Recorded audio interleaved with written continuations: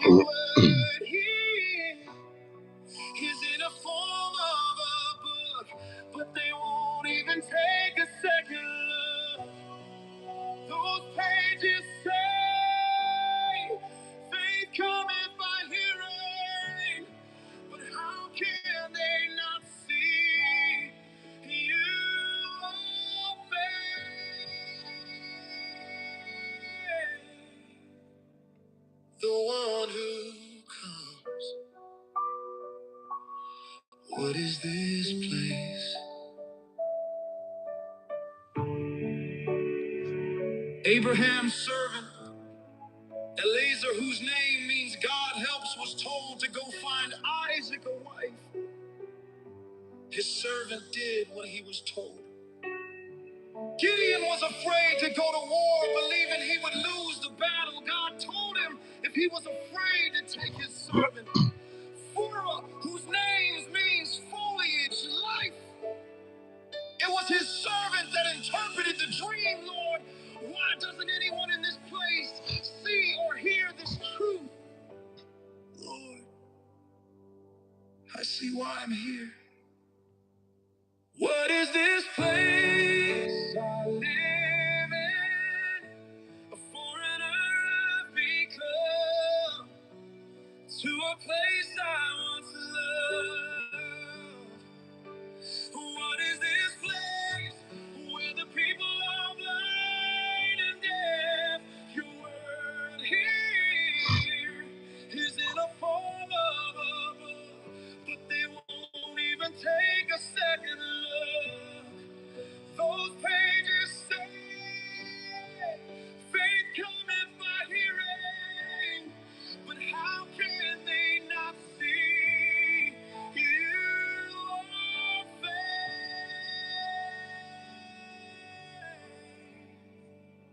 The one who comes. What is this place? Father, who will believe my report? But I will tell them you made it simple when you talked about a mustard seed. The parable of the sower tells us the seed is the word. So if anyone has that seed, which is faith, they have you, the iron rod, the authority of God. What is this place I live in?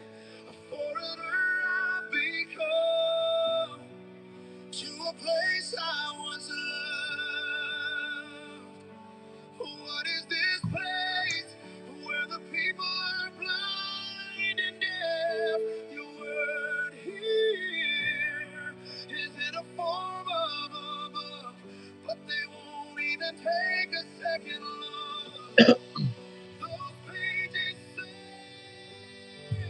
faith cometh by hearing, but how can they not see you are faith?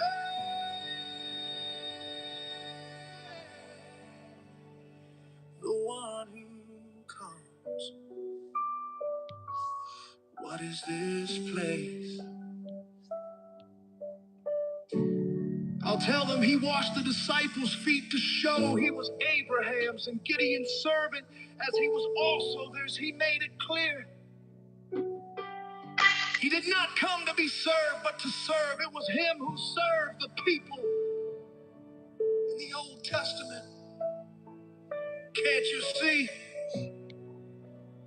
Can't you hear? What is this place I live in? A foreigner I've become, to a place I once loved. What is this place where the people are blind and deaf? Your word here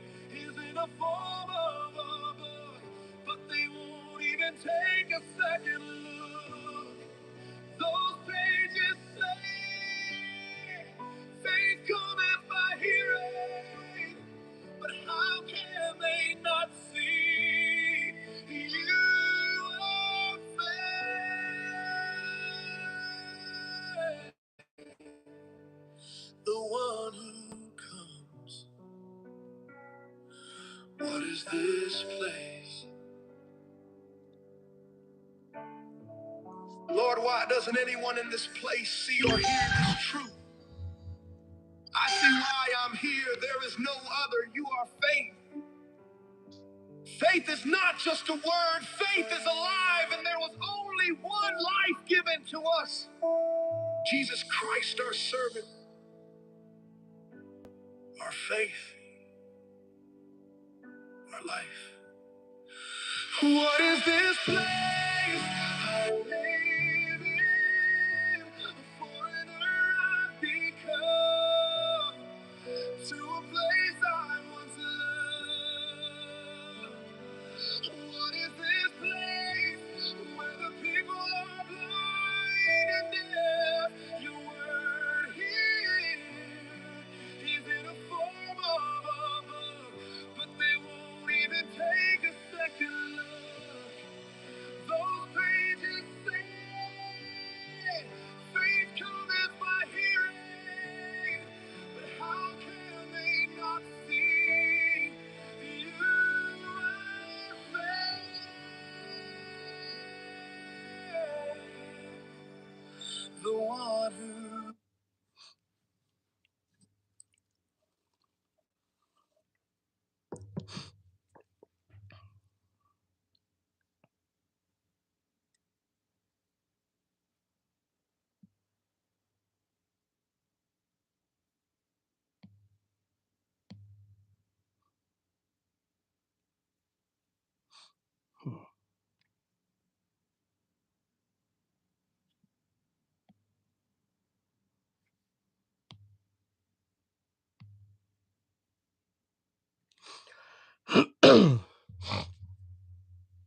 Good afternoon. Good afternoon. That was really good, Trump. Oh, yeah. Guess what? What? That was one of my favorites. That was it right there? Yeah. One of. One of. Just a few more. Just a few more. But this one, the word is hard. So Bill, you're breaking up. I said it resonates to the heart and soul. Yeah, that one had me tearing up. Yeah. Yeah. So obviously that's on the album, and I played a part of it probably a few days or a week ago, literally like probably 10 or 15 seconds, but I've never played it. That was the first time I played it. I really think Mike said, not sure if I heard this one. No, Mike, I played it for probably 10 seconds one day, and I don't know if you were on here or not when I was playing it, but. Is everything out already? So tomorrow, the song I'm Your Garden is supposed to come out. Let me see. Not really sure why. It's actually quite odd. Honestly.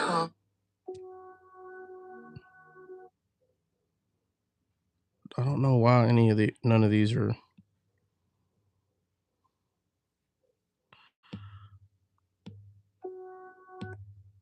They call me the toe stomper.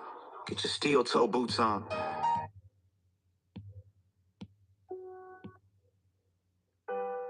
So I'm Your Garden, which is this song right here. This is the one that comes out tomorrow. And as soon as this one comes out,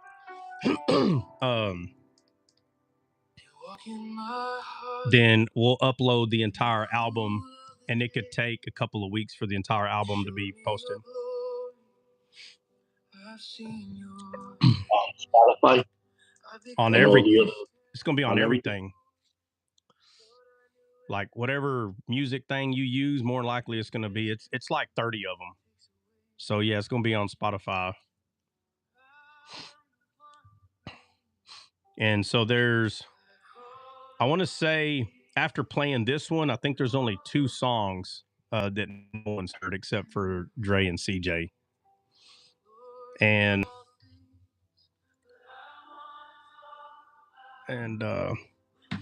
actually, you know what? It might only be one.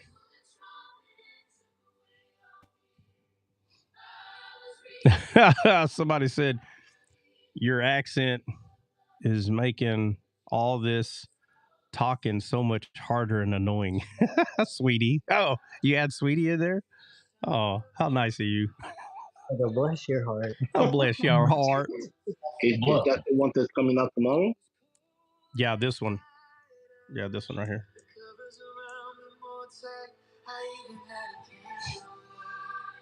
I continue to reach. Happen again, the story of Moses and the burning bush. Moses turned aside and the voice came from the midst of the tree. At the moment I heard the sound of a trumpet. The trumpet sound became more familiar in each story. The sound was familiar. It was comfortable. It was you. Oh, you called my name. I did not hide. So in my heart, you could abide in the east of Eden. The garden you planted. I am in you, and you in I. Only in your garden, the secret place. I hear your voice in the midst of the garden, the tree of life. There I find my rest. There I find my shade.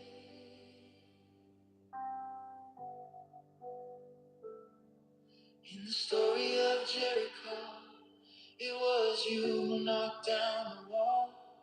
The 7 priests and the 4 carrying the ark. The trumpets blasted, but all I heard was you. Even when you spoke to the children of Israel, and all they could hear caused fear. I rejoice to the sound in Ruth Boaz, all the nearest kinsmen to the city gate. When I heard Boaz say he would redeem both Naomi and Ruth boldly, I heard a trumpet sound, minister went boldly. For the King for mercy of her people, I heard your voice. You called my name, I did not hide. So in my heart, you could abide in the east of Eden. The garden you planted, I am in you, and you in I. Only in your garden, the secret place. I hear your voice in the midst of the garden, the tree of life. There I find my rest, there I find my shade. When the epiphany hit, that I was your plan. All along the trumpet sound came out of the midst of me. I remembered when Jesus said he was the vine, and we were the branches. The trumpet sounded again. The trumpet sounded again. It was you the whole time on the inside of me. I was fooled to believe you were out there somewhere. The truth of where you are is what set me free. You abide in me. You abide in me. Call my name, I did not hide. So in my heart, you could abide in the east of Eden. The garden you planted, I am in you, and you in I. Only in your garden, the secret place. I hear your voice in the midst of the garden, the tree of life. There I find my rest, there I find my shade. Yeah, so that's the, I don't know why it always defaults to that. Yeah, so that's the song that's coming out tomorrow on everything, pretty much. Oh, yeah. Hey, you want to hear the ending of Jesus' Faith since whatever you did? Yeah, CJ had to make a correction. He was like, "Bro, the song just ended." I was like, "Yeah, there's no turning back from it. Like, there's no way to at that point." All right, yeah, go ahead. Go ahead. Play the last like 30 seconds or 10 seconds or whatever. It don't matter. Yeah, 10 seconds. on. 10 milliseconds. 10 milliseconds. Yeah. All right, there we go. Jeez, that was not what I was trying to do.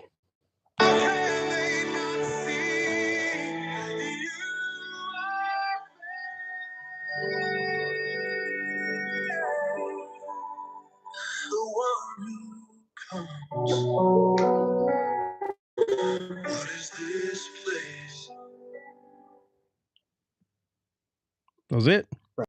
Yeah. That was it? Hey, it's not as bad. Wow. It probably should have said, "What is this place?" It probably should have said, "What is this place?" with a little melody of like 3 seconds. Right. That's all I was about to say. I needed the piano to keep going, but I couldn't find the spot where That's all right. like it lined up with what the piano was doing. Yeah. So. No, it's still better than click. It's still better than click. Yeah. Like click. In the middle of a word. Middle of a word. It's like, so what I was click. It's like, yeah.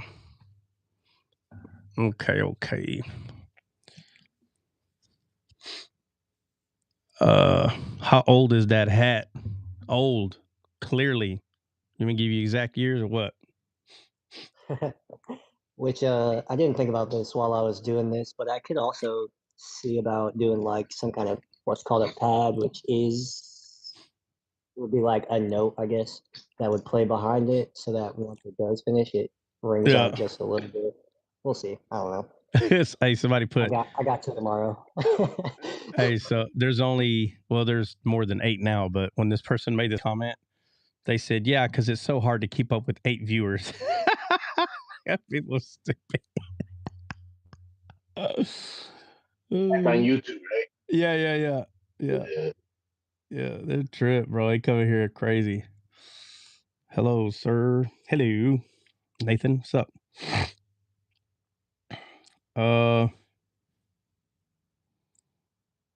Ahoy, matey. Where are you from? From Texas, America. You hear that? Agape, America. M. No in front of I saw she did it again. Mike tried to warn her. I don't know how many times I gotta explain that. I don't know how many more. Plenty more, I guess. All right. Let me get this. Yeah, look, Agape, the way Mike did it. America. See that right there? See that? She's like, I don't care. All right, what else is new? What's new, man? Before we hop into John 15. Somebody put Jesus is the advocate of the devil. If he was stupid. Oh, man. Let's see.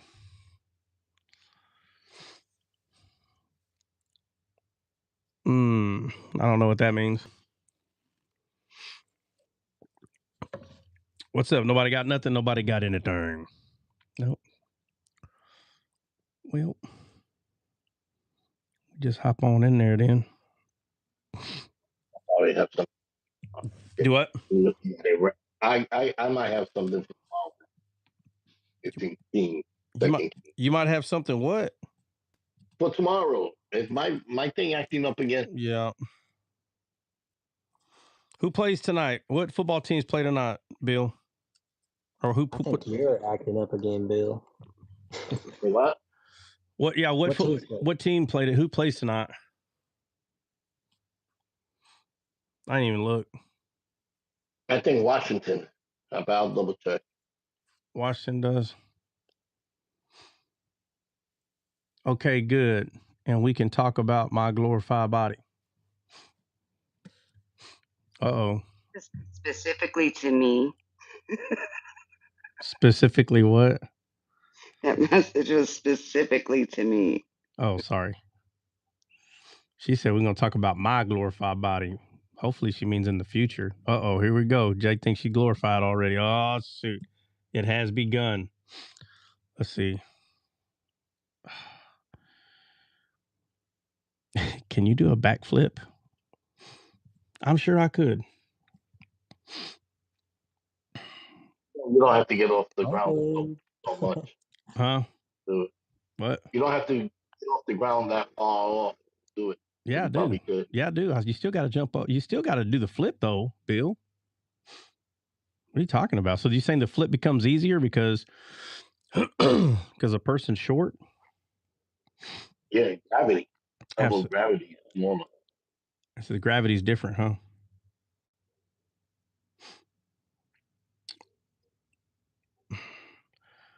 Yeah, I don't know. Some of those comments, I ain't reading none of that craziness. I like the crazy ones sometimes, but man, be getting out there. Be getting out there. Yeah, I didn't know YouTube has so many trolls.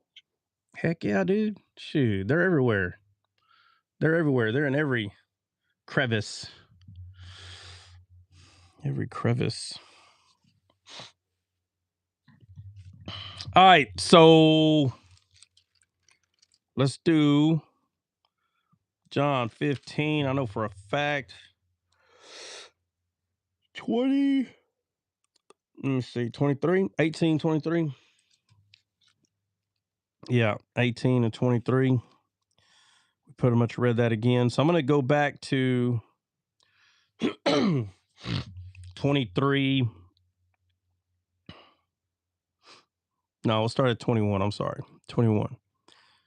And this is obviously Jesus talking. And he says, but all these things will they do unto you for my name's sake. And here's the reason, because they know not him that sent me. And he's basically saying, you'll know if someone knows God because he keeps pointing to the heart. He keeps pointing to the heart. He does it over and over.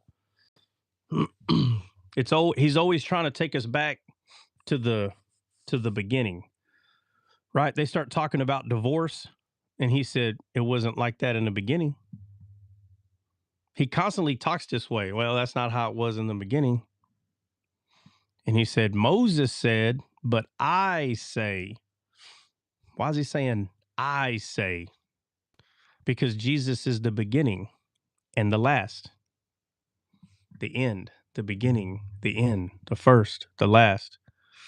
So when he says, Moses says, but I say, which one was there in the beginning between Moses and Jesus? Jesus. So he's taking it back to the beginning. Moses said, but I say. See, he didn't come after Moses. You understand? The body that came through Mary's matrix the one that came through Mary's matrix, that physical body in this world came after Moses. But what he's made out of, what he's from, right? And it's funny you use the word made, like what he's created out of, what he's made out of.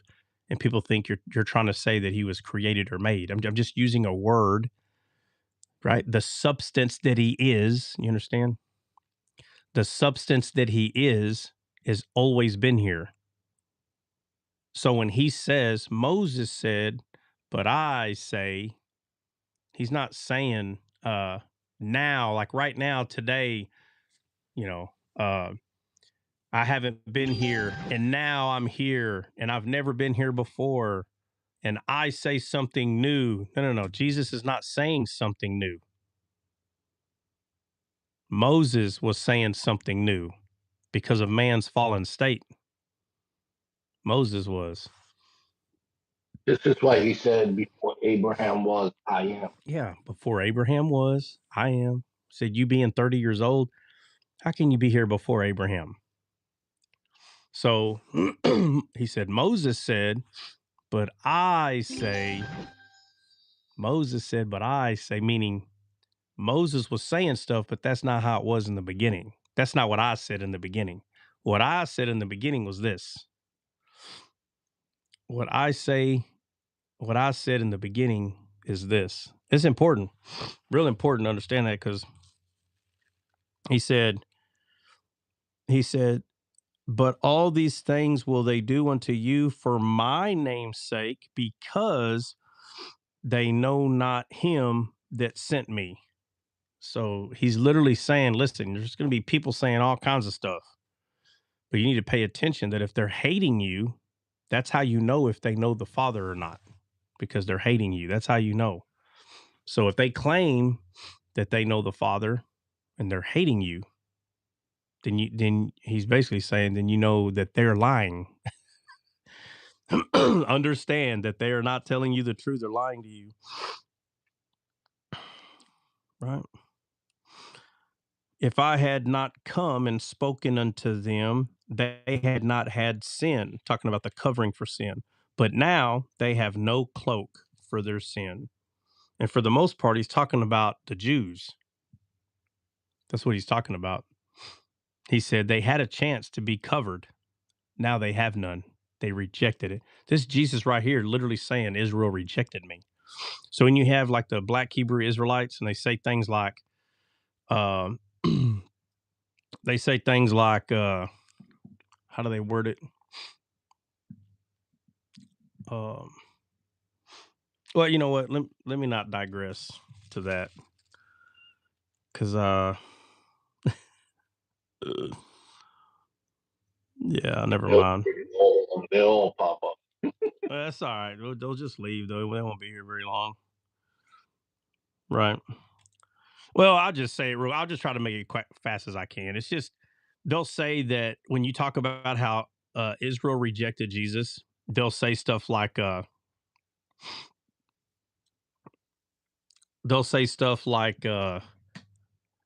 all of them rejected him. Like if nobody knows that. It's like, bro, obviously the disciples didn't, and the other disciples that he had. What do you mean? Well, not all of them. Like, I don't know. It's like by them saying that, it just negated what you just said. Again, as a whole, Israel rejected him. Period. He was rejected. Not all of them. It doesn't matter. Doesn't matter. Not all of them accepted him. That's the problem. That's the issue. The Pharisees did, and the high priest. Yeah. Yep. And the black Hebrew Israelites dressed like the scribes and the Pharisees. They dressed just like them. Gold and purple. Fine linen. Fringes. Yeah, they want to be, it's crazy. Instead of being a follower of Christ, they would rather be a follower of the scribes and the Pharisees because they were cool in this world, man. They were cool. No, they were not cool in God's world, though. That's where it matters. But they rejected him, is what 22 is saying. 23 said, he that hateth me hateth my Father also. This is where I left off. But this is talking about, this goes all the way back to 15:1. I am the true vine, and my Father is the husbandman. Every branch in me that beareth not fruit, he taketh away. And every branch that beareth fruit, he purgeth it, that it may bring forth more fruit. So if God planted seed, and the outcome of this seed is Christ, the true vine, and he's the one that planted it. So if he planted it, he's watering it, he's taking care of it, which means he loves it. And 23 says, he that hateth me hateth my Father. It's common sense. But when you're not looking at Jesus, what he calls himself in John 15, and you're looking at the man, the bone and flesh man, Jesus, right? Like some people say, him walking around this world, and like, this is what makes it easy for the Islamic believers to say things that they say about him, and they go, "Oh no, we love our brother Jesus, blessed be upon him, our brother Jesus." And it's like, no, you don't, bro, because he's the true vine. You have to be grafted into him. You have to be grafted into him. And if you're not grafted into him, then that means you're rejecting him. And if you reject him, then you hate him. Period. And if you hate him, you hate the Father. They keep trying to bypass Jesus. They think they're going to bypass Jesus. And they still don't get it. You're not going to bypass him. It's not going to happen. If you hate him, you hate the Father. And so no, we don't hate him. No. And they keep talking about him as the man. We don't hate him. We don't hate him. I said, bro, he's the true vine. There are many true vines, they say. I remember I busted out laughing when a dude said that to me. I said, bro, he's the true vine. There are many true vines. Moses, true vine. Adam, true vine, right? They all true vines. Are they all God? So they all God. I'm like, brother, no, there's only one true vine. What the heck are you talking about?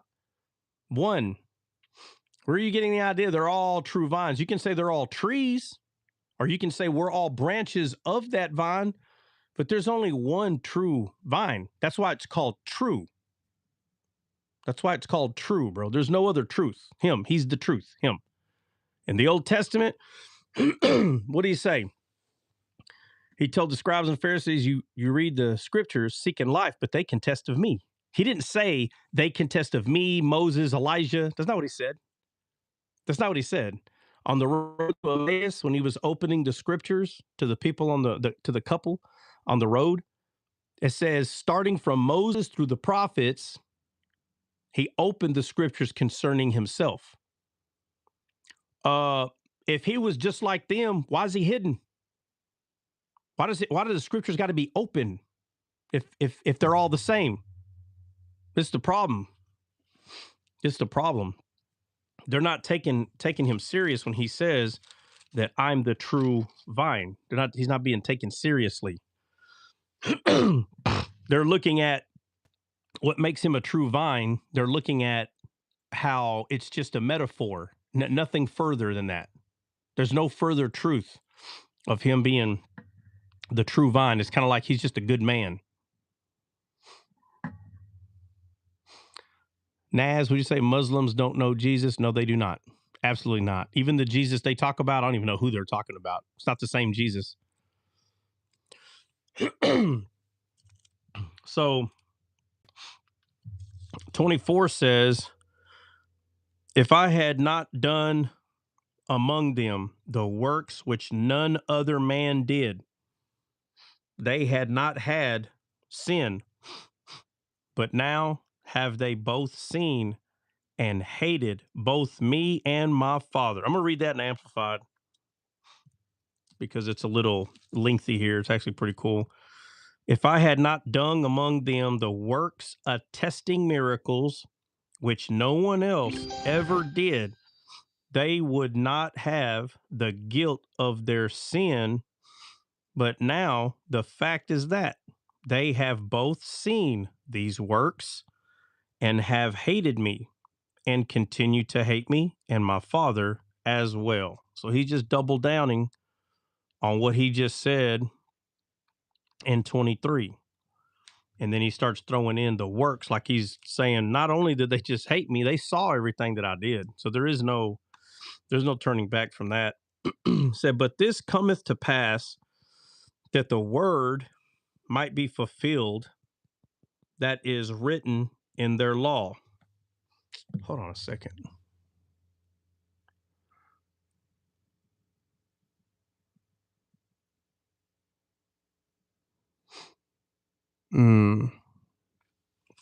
Give me a second. I'll be right back.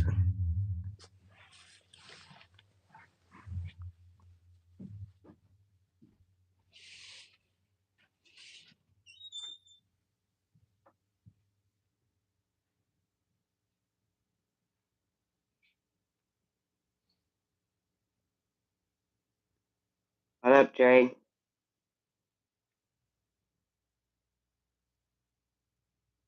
What did you say? I She said said, what? what up, Dre? I said what up, Dre? Shut up.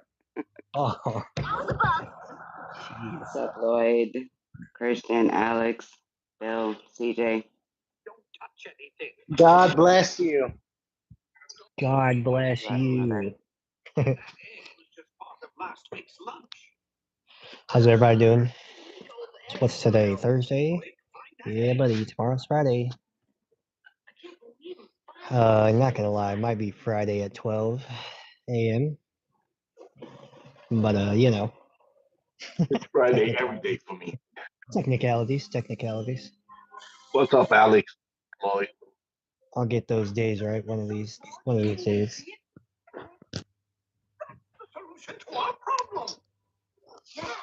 If we put a whole mess in the cellar where the gas leak. DJ sounds like you're watching cartoon drama. Who? Avatar. I'll just Avatar. But it's my 3-year-old watching it. I mean, although I guess I'm watching it too. Whatever.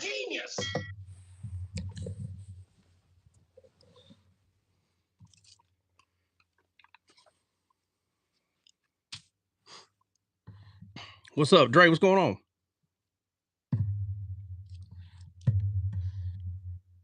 No. Just got up here a couple of minutes ago, maybe.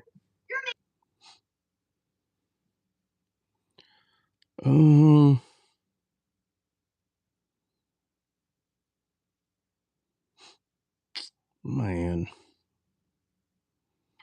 That's all right. That's all right. All right. Let's see.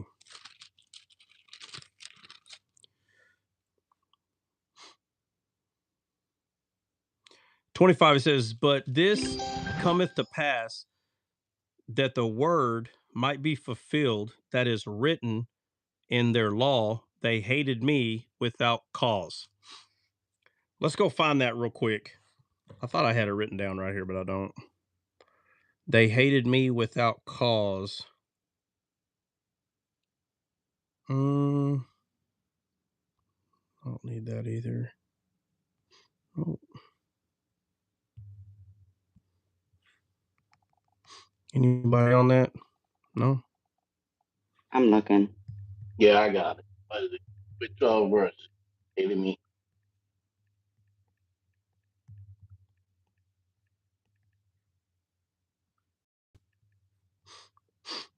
I didn't hear nothing you said. Which verse?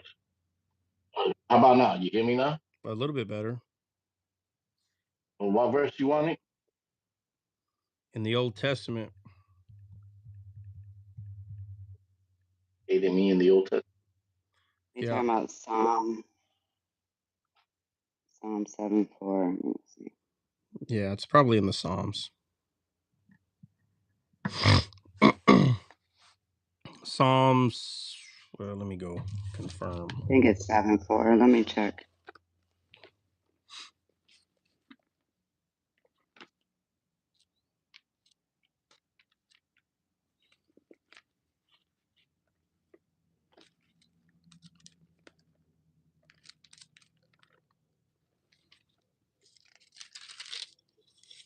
Tell me if this is it. Psalm 7:4.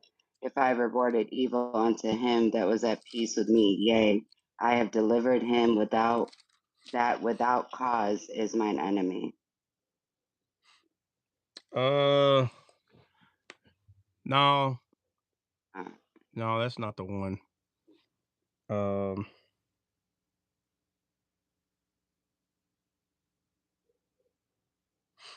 it's Psalm 69:4. It says,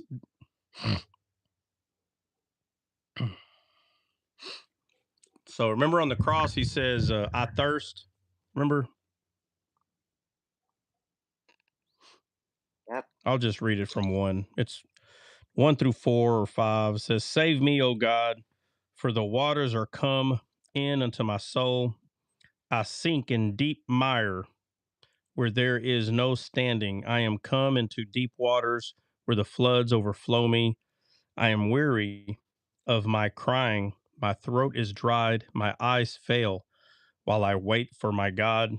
They that hate me without a cause are more than the hairs of my head. They that would destroy me Unknown caller. My bad.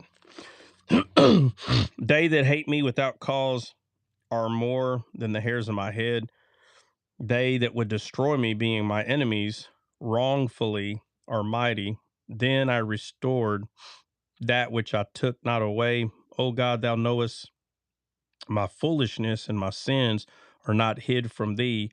Let not them that wait on thee, O Lord God of hosts, be ashamed for my sake. Let not those that seek thee be confounded for my sake, O God of Israel. Now, this is David that wrote this, but it goes 100% along. Just the fact that it's talking about his throat being dried. I mean, there's more than one. I'm going to see if I can find.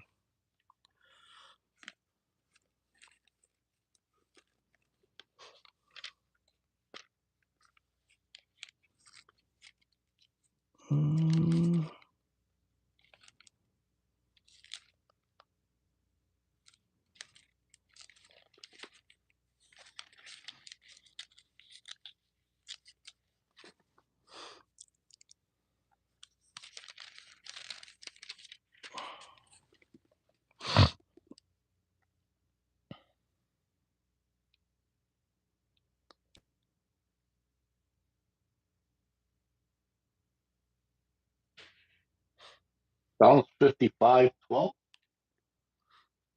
I don't know. Did you proofread it? Do it right now.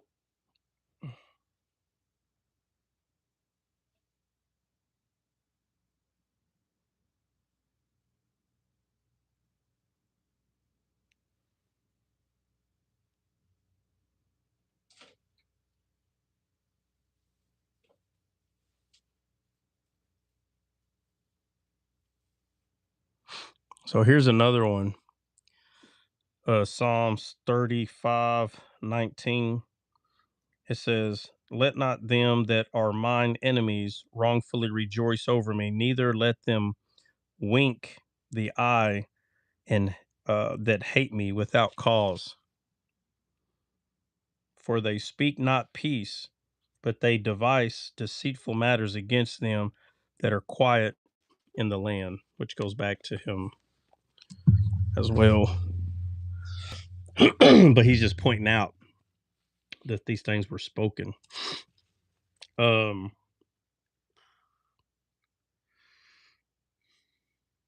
right, 26. 26 says, but when the Comforter is come, whom I will send unto you from the Father. What helps us confirm that he's going to send it from the Father?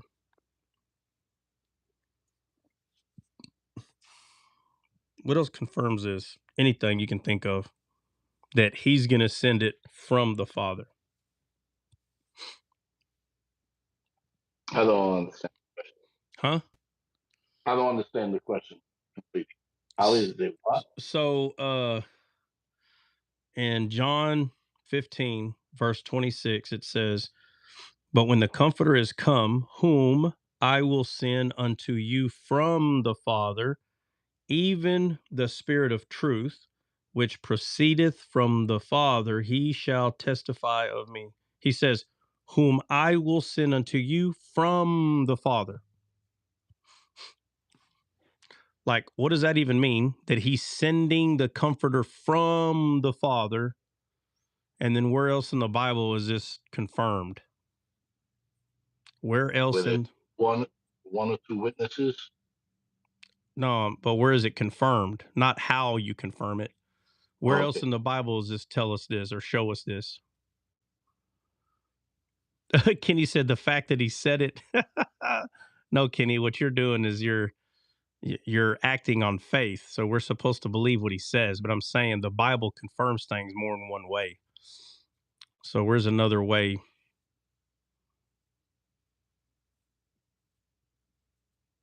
that he's confirming or shows this?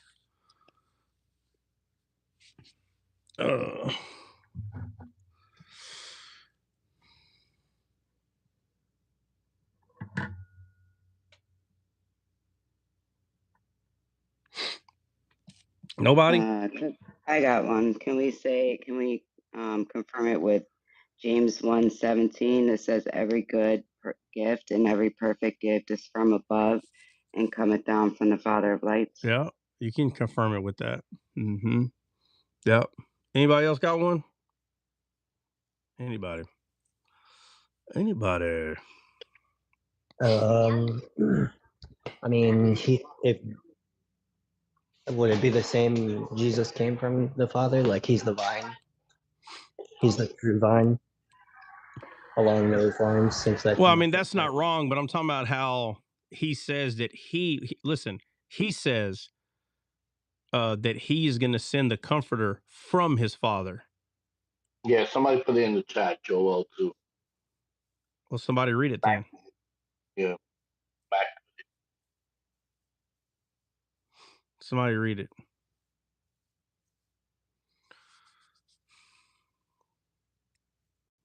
Somebody read it. The whole thing, Joel 2? No, I don't know. They I didn't give a verse. Okay, well then find it. Find that bad It's boy. in the end. It's in the end. The end. Easy said at the Last Supper. No, at the Last Supper is when it happens. I'm talking about the way he's wording. 28.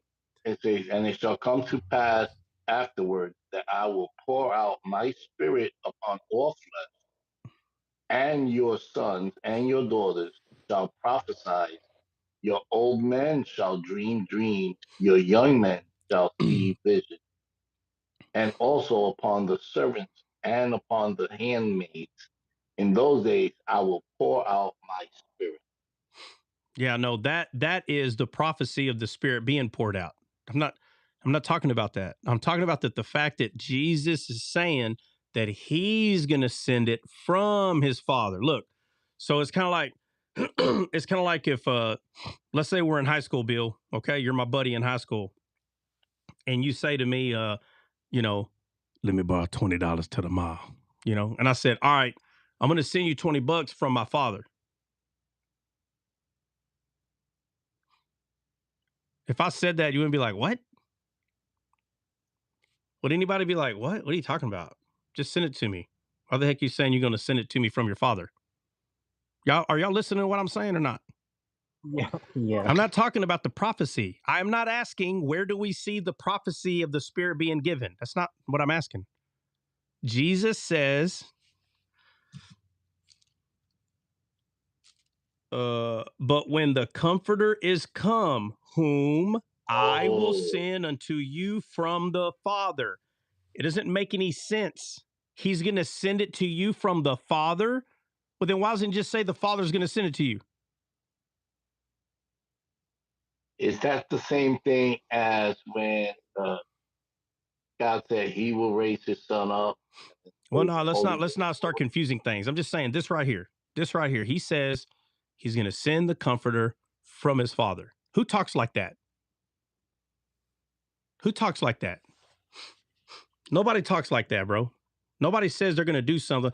Again, you tell Bill, we're young, we're in high school, and you're like, hey man, let me borrow $20, bro. And I was like, all right, I'm gonna send you $20 from my father. These kind of things, man, you pick up on these things. Like, why he say it that way? Why does he say it like that? It matters. So it's not just authority, right? It's not just I have the authority to send the Spirit from my Father, but it's also connecting Jesus directly to the Father. Because who can do such a thing? Who has seen such a thing? Yeah, it says a lot. Is what I'm saying. It's saying a lot. It's not just simple. It's not just a simple like Jesus was given all authority by the Father, and now Jesus is like a king and a servant. Like in real life, a king has a servant, but his servant doesn't have to be related to him, right? A king in this world, if they have a servant, that servant doesn't have to be related to him. But a king can have a servant. So when people treat Jesus as the servant of God, as though they're separated, is that true? Is that true? Both Trinitarians and oneness would agree with this. They both will say, no, they're one, but then they start arguing about the stupid crap. Okay. But again, Jesus is not just a servant. Like, again, in this world, a king has a servant and the servant goes and does whatever the king tells him. It's more than that, way more. Even if it was his precious servant that happened to be a family member and he has the crest, the ring, right? He wears his emblem on his cloak or whatever. if that person is not blood, I mean, I'm sorry, I'm going to use a scenario that they are related. Even though that person is blood related, each one of them, if you were to separate them, they both cannot be at the place at the same time. Like if the king sent that physical man, I want you to go to Scotland and tell the king this. When he goes over there, the king's not there with them in any form of fashion, only in the sense of what he's wearing, right? The crest, the stuff that he's wearing. I'm confused. Bait, why is it always you that's confused, Bait? Why is it always you that's confused? You know why? I'm going to tell you why. Because you come here for 5 minutes once a month. Cowboys going to the Super Bowl, bro. What you talking about? You're out of your mind, sir. How is it? Why is it always you? I'm being genuine. I'm being genuine. Why is it always you that's confused? But I'm telling you, I'm answering you. I'm answering you. It's because you come here for 5 minutes a month. And so you missed the whole 2 weeks. I've been talking about John 15. Let me ask you this, be honest. I've been talking about John 15 probably for 8 days, approximately 3 hours a day. You know, that's approximately 24 hours. Out of those 24 hours, Bait, how many hours have you been listening to? I need an answer. I need an answer. Out of those 24 hours that I've been talking about this, how many hours? No, Easy, not you. It's been 7 days, maybe 8, less than an hour. So you listen to this 24-hour teaching that I have. You listen for 1 hour, and then you're like, I'm confused. Well, no duh, bro. No duh. I started at John 15, verse 1. We're at freaking 25. There's only 2 verses left. Bait coming here at the end. And the Cowboys don't sub, bro. They're going to the Super Bowl. Now what? At least 8 days. Yes, it's been 8. I think one of the teachings, I didn't put it in there because there was a lot of like trail mix coming in, and it was kind of mixed with a lot of stuff. Well, fine. I guess I won't try anymore. It's like, fine. You know what? Hey, what's that cartoon where those kids act crazy? They cuss. What's that show called? They got the fat kid. He's always eating South Park. Yes. That's what Bait just did. He's like, I don't know. What does he say? He makes a comment when they make him mad. He's like, What does he say? He says, he says, screw you guys. I'm going home. Bait just pretty much handicap teaching. What does that mean? Handicap teaching? Man, where do y'all come up with these phrases? What does that mean? Handicap. I don't know. What does that mean? Handicap teaching. Y'all got a new one. They got a new one every week, boy. They hear me talking, they're like, "Try, we don't get it. We don't have spiritual glasses." I think they're calling you handicap teaching because of like the height. So maybe like that's a disability. Height. Maybe we have a crutch, and the crutch is the Holy Spirit we're leaning on. I don't know. Yeah, I don't know what he's saying. Handicap. Maybe it's maybe the crutch is everybody else's. Maybe you should show them your legs are real. Like you actually have legs under that table. He's Easy said, I think he's saying he's handicapped from your teaching. Oh, that's funny. I ain't gonna lie. Mate, you ain't saying that, bro. We made you handicapped, bro.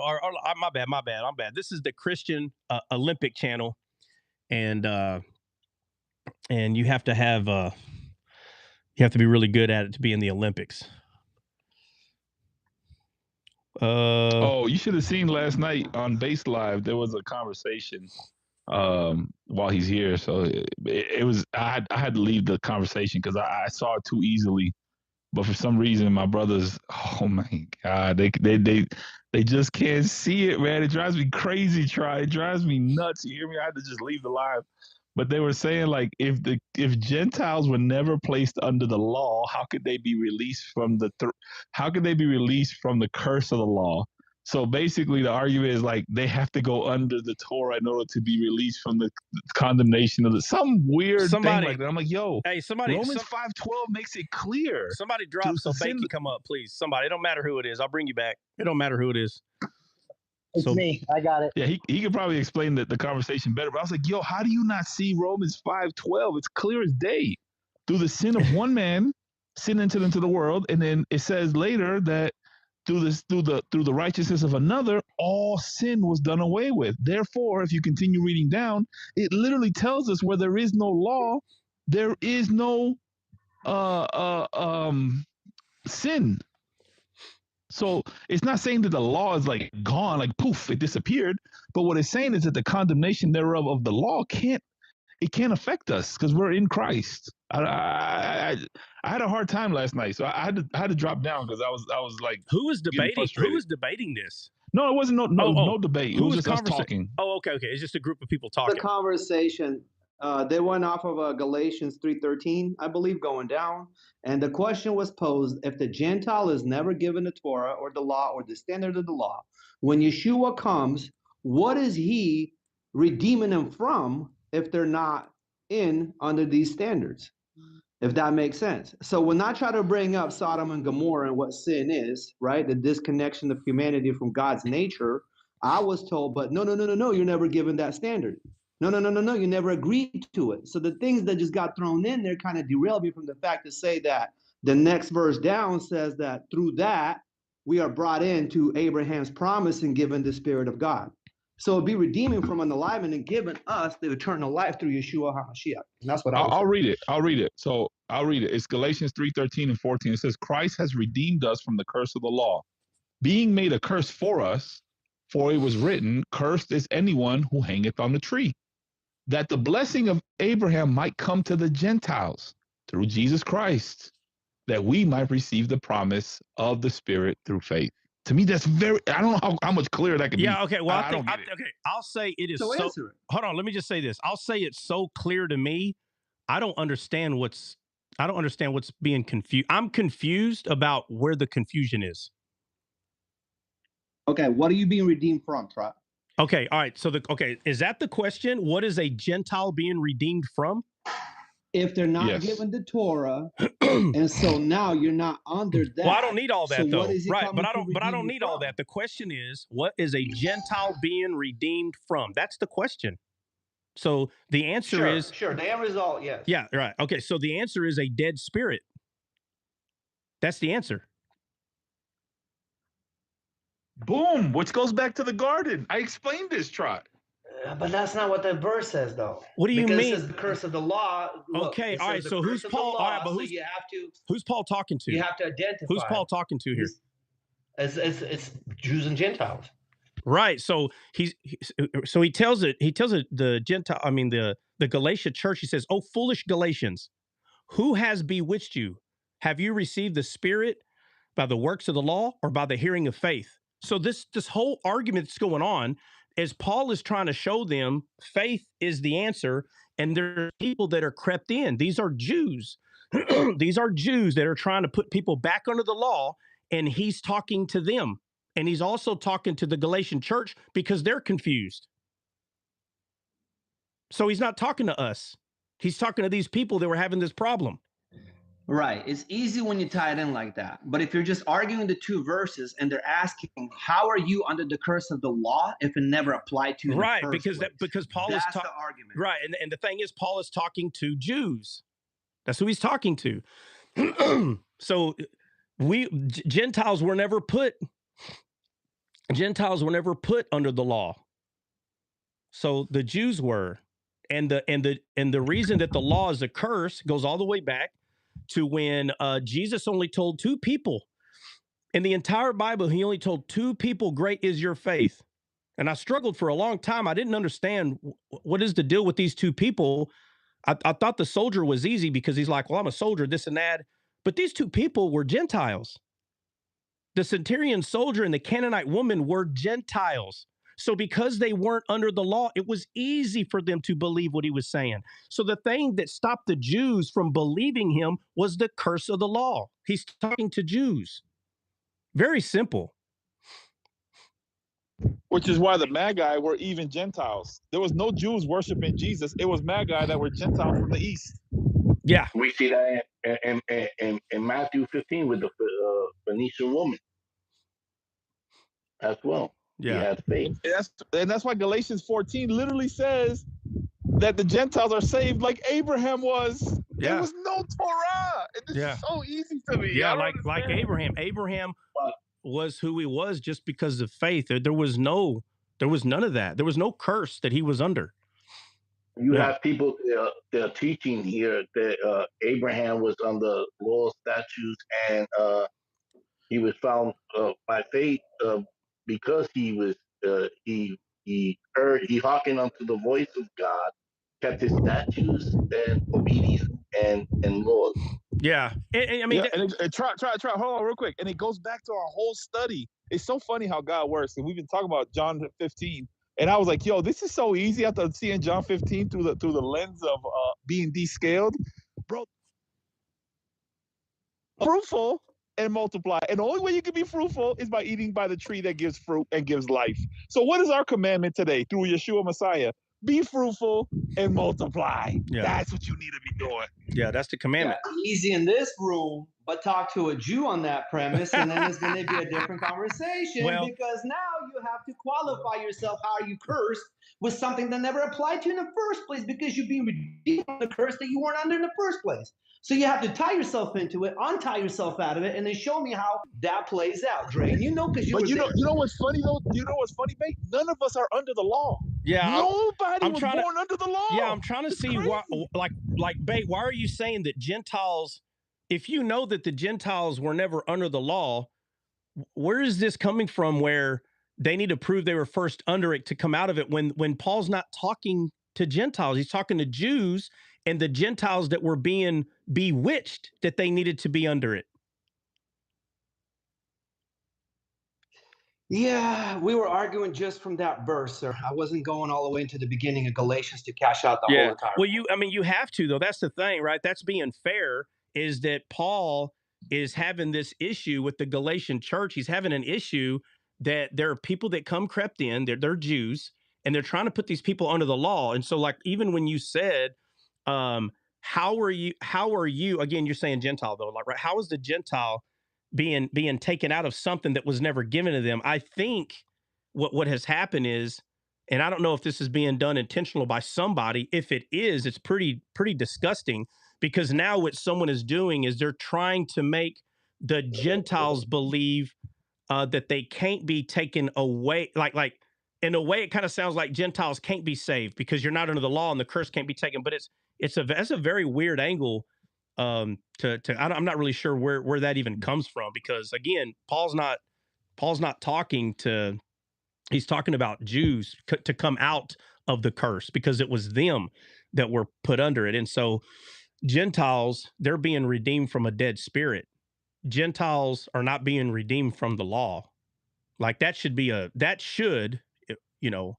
again, could be a thinking error. So I don't want to say that. Okay. So maybe there's a misunderstanding then with Jews.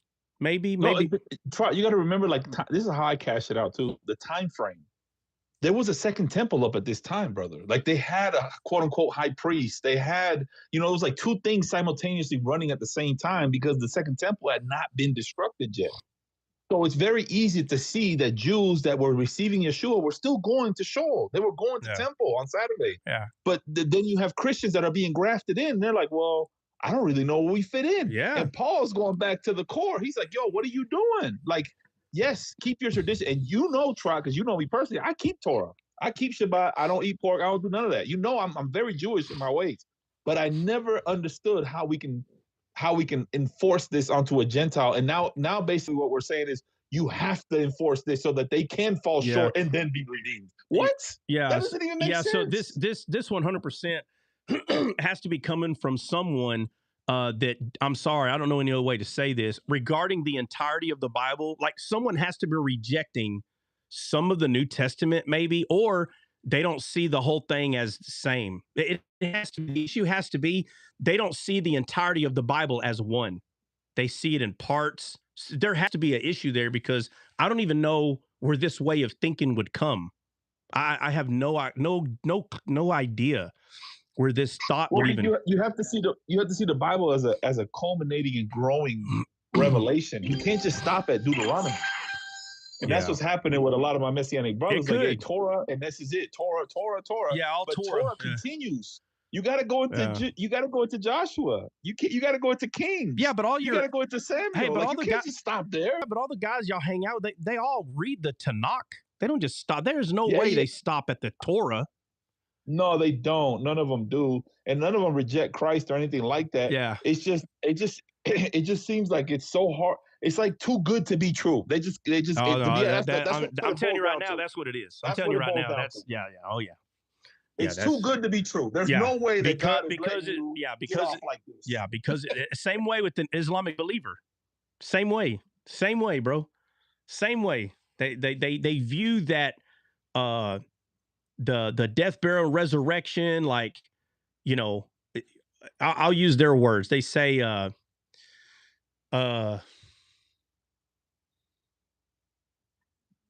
how did they say it? What do the Islamic believers say when you start talking about your sins are forgiven through Christ? They have a phrase, bro, that they say. It points to like your sins can't be forgiven. There's a phrase they say. I just can't remember what it is. I don't know. I know what you mean, but hey, Bill, don't put any names in the comments, please, man. Like, don't do that. We're just talking debate. I don't want to cause no problems in my community. These are my brothers. I love them. Yeah, so and I don't even know anything about the conversation until that's why I didn't say no names. I just know Bait. I brought Bait up because Bait is more open to. Yeah, he's cool. Grace, I don't have a problem. I don't have a problem. He's not I think honoring. Bait realizes he's a lowly sinner, a dirty sinner that needs Jesus. Wow. He's a horrible man. You're horrible. No, Bay's really cool, man. We had great conversations off the app. That's my guy, man. But he could, because he came through Christianity, so he could see how good Jesus. Like, it's hard to see it when you were born messy, like you're born Jewish. It's hard, bro. It's so hard to see this. I'm telling you, that's why my Jewish cousins and family, it's so hard for them. Like, bro, they just look at me like I am dumb. Like, you are really dumb. You know that? Yeah. And I'm like, no, like, you're too smart. Maybe you should be a little dumber. Yeah. Okay, just believe God. If you believe that Jesus is God and he said, hey man, listen, this is what it is, I'm just gonna believe him.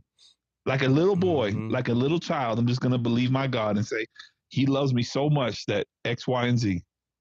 Yeah, no, it's my turn to take a shot now at Trot.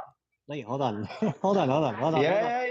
You guys roast me. Come on now. I just have one word. Is it shirk?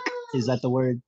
The term? No, shirk is something else. No, it's a phrase. They say a phrase regarding how Christians believe through the death, burial, and resurrection that they're just forgiven. There's something they say. I haven't heard it in so long. They make fun of that idea, and I feel like Jews do too, in a way. I do. It seems that way to me. All right, Bait, go ahead. Take your best shot. Yeah. I got you, homie. I mean, you went after me for how many times have I stopped by here, this, that, and the other, which, I do run a business and I have to work.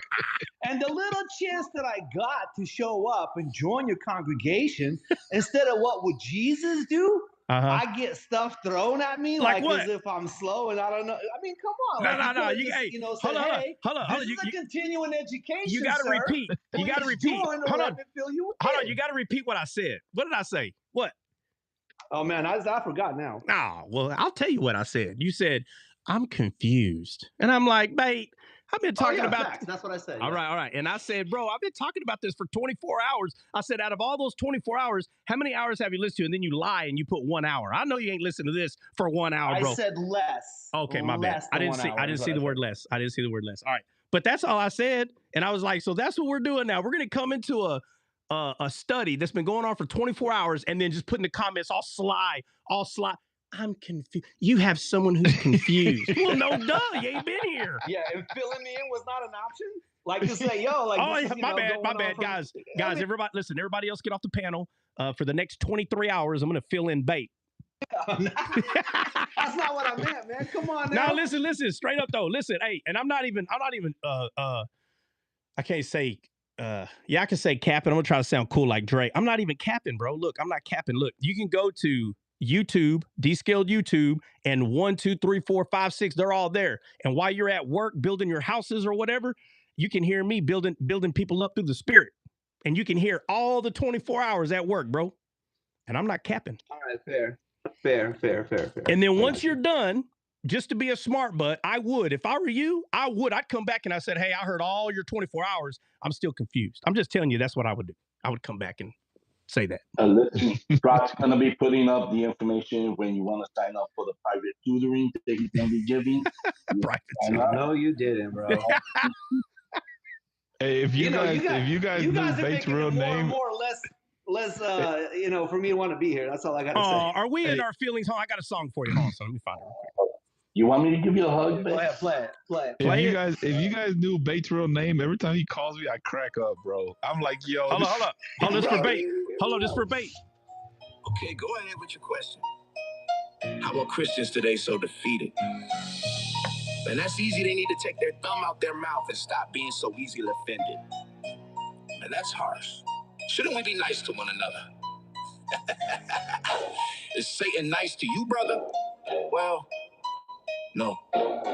Yes, he is. He loves your flesh.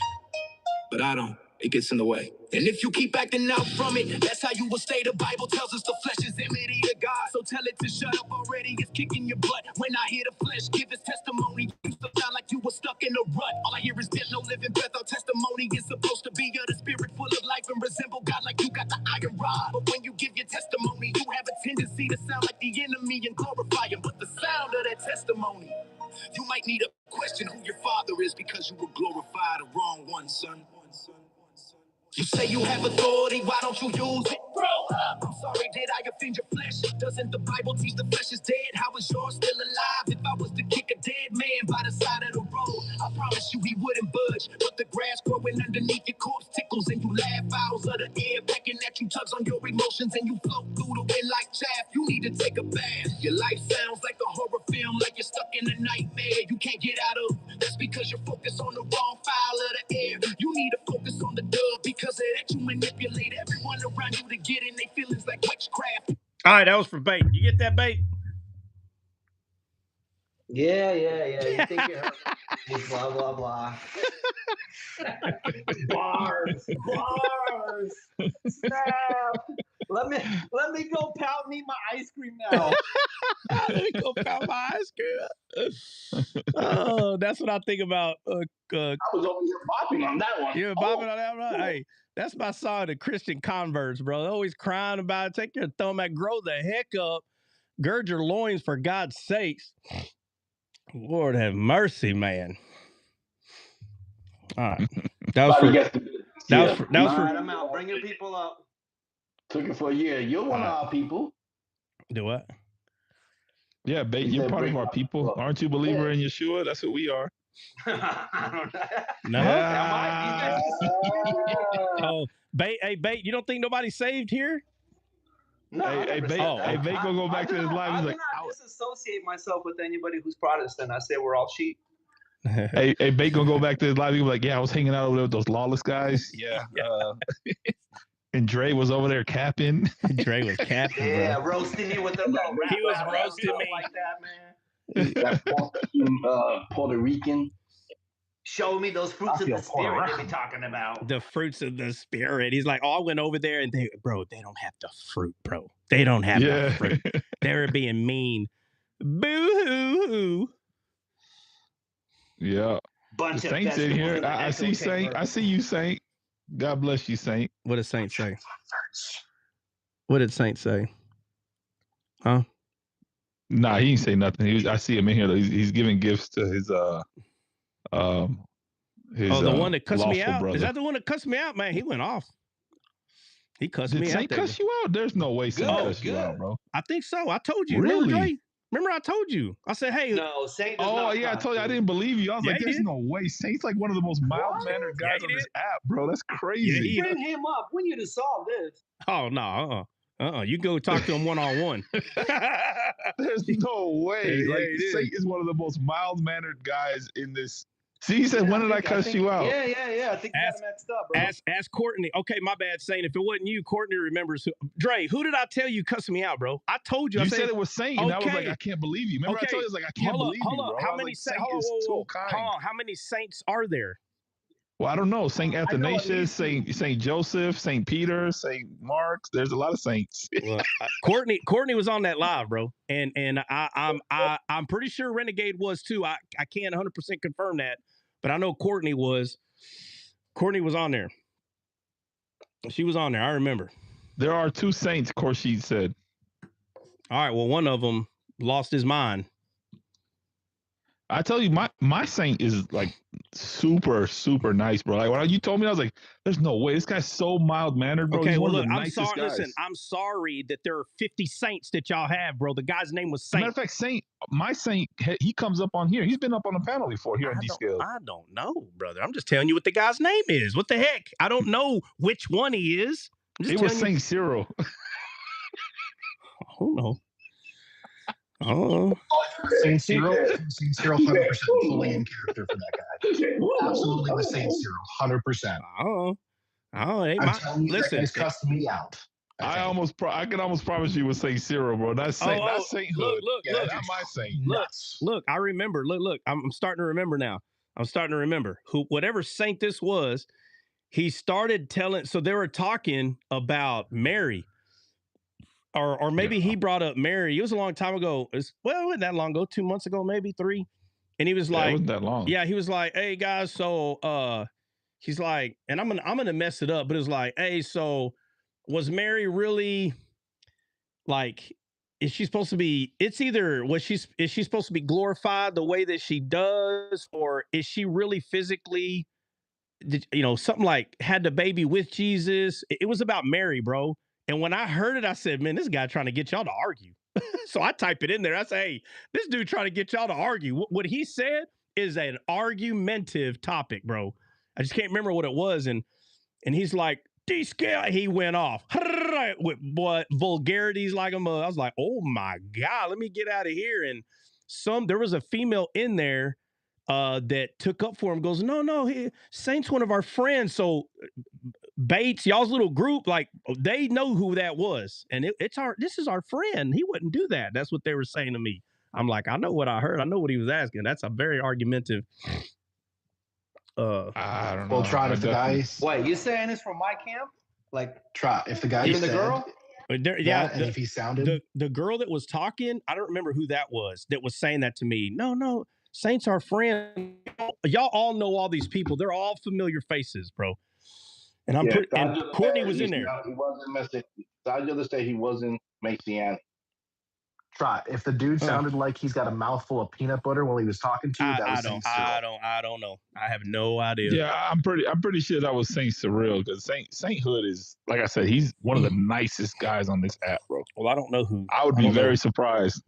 I'd be like, dang, if it was Saint, I'd be like, dang, Saint, did somebody like kick your dog today or something? Like, that's not like him. Nah, that just means Strahd deserved it. What'd he say? Dre, what'd you say? Dre, what'd you say? I didn't say nothing. No, he responded off what you said. What did you say? No, kicked Saint's dog or something that day. He was like, no, that just means Trot deserved it. Nah, heck no. Heck no. I didn't deserve it.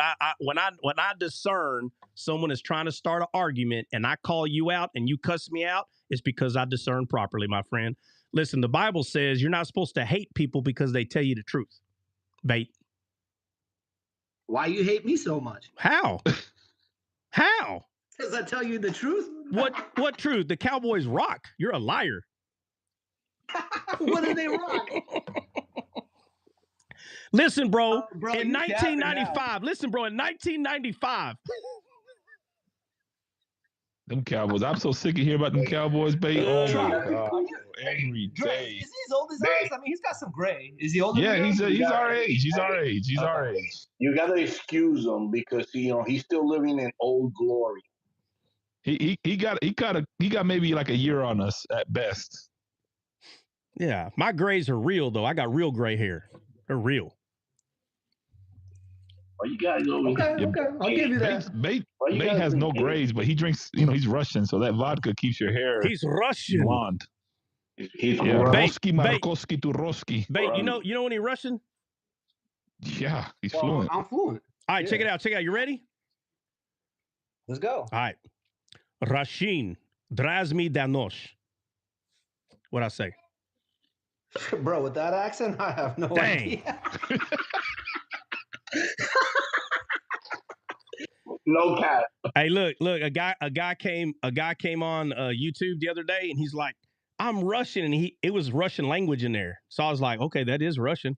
I was like, "What does this mean?" I said it to him, and he repeated it back in English. I was like, "Oh shoot, that dude is from Russia," or he just happens to speak Russian. Yeah, that's funny, bro. I don't know what you said though. That's all right. It's all good. The last word sounded like you said knife, but I don't know. Okay, well that part's right. Yeah. Okay. Yeah. Well, obviously, I'm not fluent in it. So. In Brooklyn, I lived in a Russian community in Seagate. All I ever knew. What did you say in Russian, Trot? Well, I really thought Bait was going to get the first word. Say it again. Rashin. That sounds like Arabic. No, it's Rashin means nothing in Russian. Well, how do you say the word Russian? Ruski. Okay, but there are Russians. Ruski, возьми ножик, yeah, Ruski. Разрежь его на 3 куска. Yeah, and there's that's Russian. Right, and there. Listen. There are people who speak Russians that will say Roshin. I've heard it for Russian. It's not in our dictionary. Well, I mean, I've heard it. So I'm saying Russian. Give me the knife. Draz mi da nož. Daj mi nož. You're speaking in Polish, bro. They speak Russian. They're Russian. He was but probably different dialect. I caught it now. All it's a different dialect, but yeah, you got it. Yeah. Mm-hmm. Apollo. That's my funniest. That's my funniest one. Dre wouldn't believe me for nothing. I said, I'm serious. Nah, bro, I'm looking it up. I was like, bro, I'm being tested. Hey, that's redundant. Huh? What'd you say, Bill? Hey, that's redundant. Yeah, everybody's using the one word that they know. At least they're not cuss words. I'll give you guys that. Yeah. I don't know one word in Russian, bro. Not one. Well, you just said a few. You said something about like that is yes, mate. Nah is no. No, I was. That's my fake Russian. I said Roski Markoski to Roski, but I'm not really saying anything. Yeah, that's just how it sounds like to me. Saying like a carrot. That one word that you say, the second one, that's like a carrot. Of course, Bait says. Like a carrot. Of course, Bait says, don't say cuss words. That's what. Hey, when I meet people and they're like, I know Russian. I'm like, go ahead, shoot, and then they start throwing cuss words at me. They say privet kak dila. Yeah, kak dila. It's not dila. Well, I'm not fluent. I'm not fluent. What the heck? I'm not claiming to be fluent. Speak Spanish? A little bit. Say something in Spanish. Dre, what do you want me to say? And I'll do my best. What you know, and then we'll ask Dre how No. You tell me in English what you want me to say. That way you know what I'm saying, and you can ask Dre how well I did. I'm telling you, I'm not. Say hi. My name is Trot, and I like pork tacos on Tuesday. Okay. Hola, mi hombre Trot. Yo gusta tacos de porca. Oh my God. You talk, bro. How do you say pork? Dre, how do you say pork? Bro. You can say cerdo, carnitas, something like that. Dre, I know that one. I don't even need it. Hey, and yo agusta tacos. Nombre, bro. Hey, nombre. Yo agusta tacos de oink oink. I said de oink oink. Mate. Stupid, bro. What's up, man? You speak more Spanish than he does, and you're more fluent. Oh, yeah, I know, but I used to live by Cali, so we had all the cholos there, that's not fair. That ain't fair, bro. Come on, bro. Yeah, but try. You have family that speaks Spanish, so you should actually be more exposed than him. Try. You live in Texas, closest thing to Mexico. Right, literally. It used to be Mexico. You might want to give them their land back. Oh. Tell them to come get it. Tell them to come get it. Unknown. Trot one of those guys, huh? What happened? You won't grip this rifle out of my hands. Trot, did you hear about that? You guys got a senator that's running. We had this on my live. Bait was there too. Some senator saying basically send back. She says she's going to get elected and she's going to send back all the dirty muzzies back to wherever they came from. The 2.2 million in that. She's crazy. That woman's crazy. She's on, nuts, bro. Let's start all over. Do what now? She said that when she wins, she needs to be elected. Okay, hold on. This person's running for what? Governor of Texas. Texas. That crazy woman. Governor or senator? I thought it was governor. I could be wrong. Let me check. I thought it was governor too. What's her name again? Valeria? Hold on. Let me. Somebody's asking if Stryker, the Russian guy cannot see the chat on YouTube. The guy, he's on a different social media platform. Do you want me to repeat what you have there? For some reason, I feel like it's not going to be clean. All right, Bait, I'm going to repeat what this says. But obviously you should know that this is a troll, so I do not need you to respond because it's probably full of vulgarities, more than likely. Or you don't want me to say it, I won't say it. Put it that way. No, go ahead, bro. All right, the guy said, Shashin na hui blat ruski. Yeah, don't. And then he put... We're not repeating that. Oh, okay. Well, I don't know. I mean, clearly, but since it was in a different language, I didn't feel so bad doing it. Because it was in a different tongue. And you know why? Because your conscience. See, this is why the conscience. You see how important the conscience is? Conscience is real important. Yep. Stryker said, I'm not a troll. No, Stryker, I'm not saying you are, okay? Because no, that's not the point I was making, that you are. I'm saying I fully cannot understand what you put there. So I have to at least say I don't know what exactly you're about to say. Ask him if he prays to God with that mouth. He can hear you. Bait, he can hear you, bro. Just ask him. Yeah. Do you pray to God with that mouth? I don't even know if the guy. And do you think he'll hear that prayer? Bait, I don't know if the guy's Christian, bro. I don't know if he's Christian. I'll just ask him. Stryker. You and your channel. Well, I mean, yeah, but there's every once in a while, bro. There's people that come in that are you, Stryker? Are you a Christian guy? Or maybe he's just, I don't know how he meant it. That's the thing. I'm not context. You kind of lose context in some of this stuff. Bro, this lady's running for Senate. She's running for Senate. Yeah, House of Representatives, Senate. Valentina so Bait was right. Yeah, Bait was right. Okay. Anyway, so right. This lady's running for 31st district. 34th district, and she said she's going to 31, and she said she's going to send all the Muslims back home. That's what she's saying. She said her goal is to, but the way she said it, I don't agree with, obviously. She said she wants to send all the dirty M's back to wherever they came from or whatever like that. And I guess she's like, she's Colombian. So she's not even like native born. She's obviously a citizen, but strong, thick accent, kind of crazy that she has this kind of viewpoint or speak that way about people. Yeah, no, I think, listen, if you're going to try to beat Greg Abbott, the only way to beat him right now is basically you have to act crazy. So I believe it's a front. I don't know what you're talking about or who you're talking about. I believe what y'all are hearing might be true, though.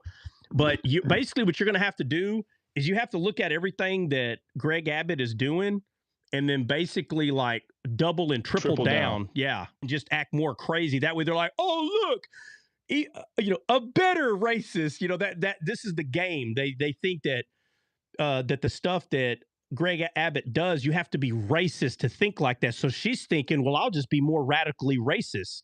And people can buy into that crap. We know that you're, again, I don't know who this lady is or what she said, but Texans, they're not just going to buy it just because we don't think, for the most part, the whole Texan community in Texas, they don't think like Democrats. So just by what you're saying, she's attacking the position she wants to run for, like thinking like a Democrat. Like you could just say whatever the heck you want, they'll believe it. The Texans ain't gonna buy none of that crap, dude. They don't care what you say. Is this the same lady that burnt the Quran? Oh, yeah, I think so. Oh my God! Oh my God! You see, bro? Yeah, that lady's out of there. She ain't gonna get voted in. What's gonna end up happening is ain't nobody gonna vote for her anywhere now. That's crazy. She was on Piers Morgan's show, I think it was, and she was all crazy. I mean, really Sounds crazy. like it. Sounds like it. But that's all. She's just trying to double, triple down.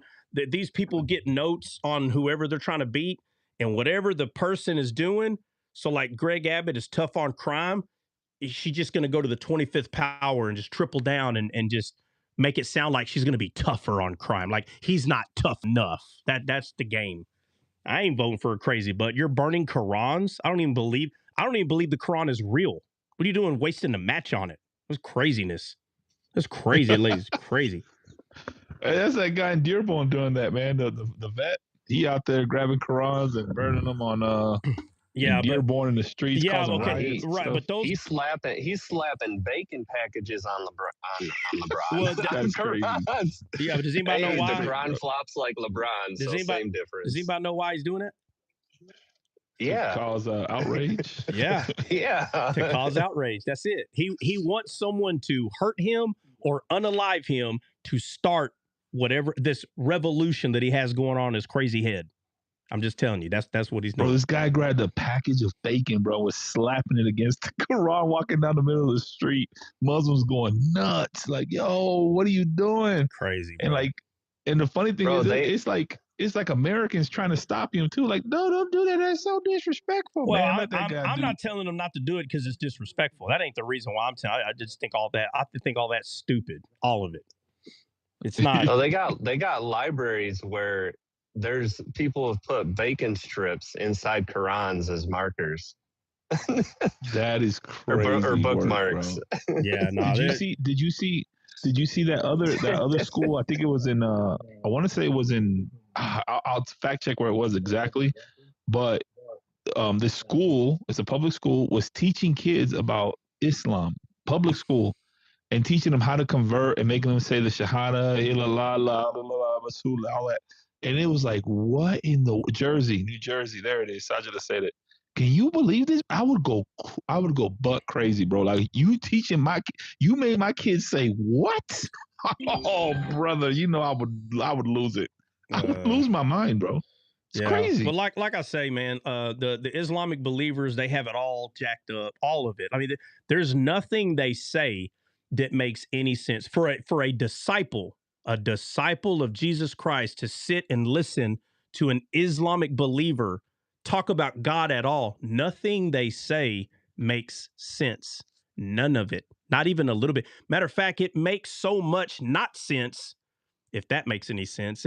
It makes so much not sense that whenever they start talking about anything regarding religion, it causes me to just walk away. Like, I don't even feel like debating with them. The stuff that they say, I'm like, what? Who taught you that? Where did you learn that? I just walk away, bro. There's no unction at all to sit there because they're so far backwards and just everything. I haven't found one thing that they say that is true. Not one. So when they take their book, which I believe doesn't even exist, when they say they're holding their book, they're holding air. You're not holding nothing. You're lying. There's nothing there.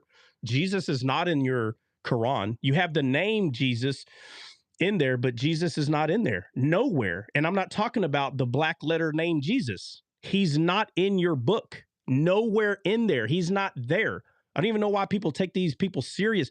The only thing you take serious about these people is that their whole goal in life is just to go take over land, physical land, because they misunderstand what the Bible is referring to when it says take the land. They plagiarized an entire book, literally plagiarized the Bible, but did it in a way that they can get the Bible to work for them, their Bible, their own little book. It works for them.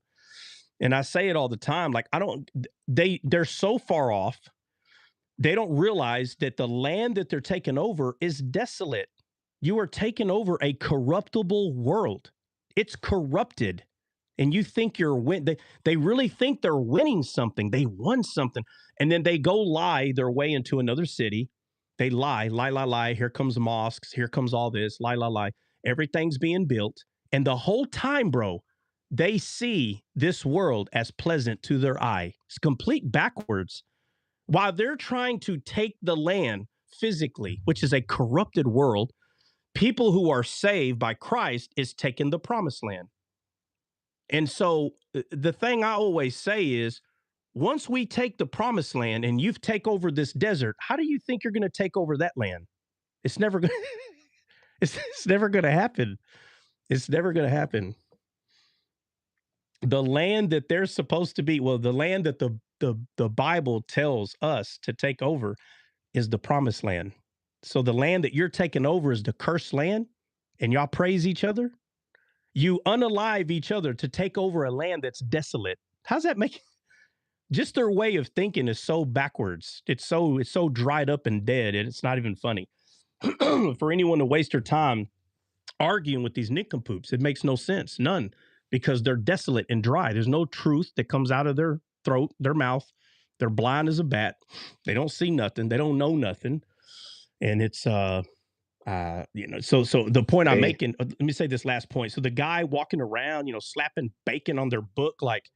I don't know. I think that's crazy too. Like, and I'm not saying don't do it because it's disrespectful. That's not why I don't do it. I don't grab a book that I know is going to make someone mad, slap bacon.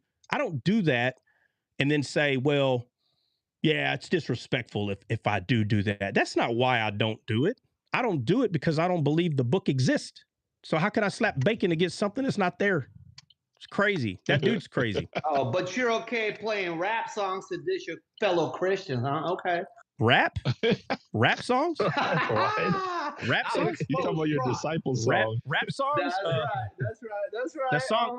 The song's called Disciple. Ladies and gentlemen, it's a Christian. I single-handedly exposed Stripe.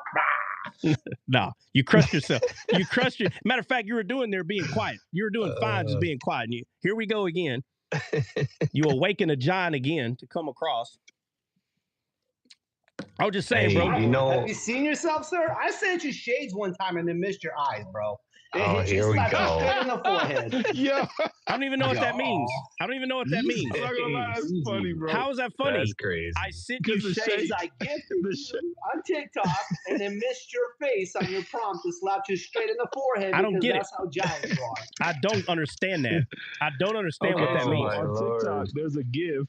They give you a gift. It puts shades over your eyes. Okay. So it kind of gauges where somebody's head would be on the screen. All right. So he's saying that he sent you the glasses, but because you're so short, they were on your forehead instead of on your eyes. That's pretty crazy. Yeah, okay. That's funny. Hey, so next time you send them, let me know so I can move around.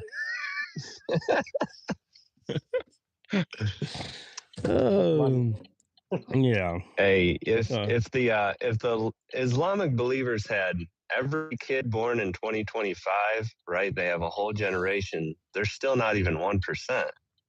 Because they're missing everyone from the creation of the world up to 2025. So they're bragging about the physical world. Oh, that one hit your eyes. I didn't see nothing. That one hit his eyes, didn't it? You had 2 glasses hit you in the eyes. Oh, Bait, you're a liar, false prophet. Get out. No. Get out, bro. No. True story. Sin in the camp. I think you repositioned yourself ever since I. That's hilarious. She put a book under his butt. You guys didn't see it, right? He's sitting on Yellow Pages right now. Great. Yellow Pages is crazy. Hey, Yellow Pages though. Remember those? Hey, those suckers were like. Oh yeah. I remember those things. Thick.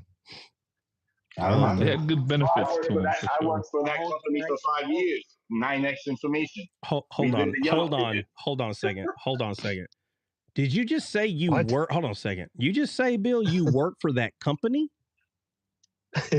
Yes, I did. Hold on. Time out. Hold on, bro. Look, listen. I'm just a young. Hold on a second. I'm just a young country boy from Texas. Hold on a second.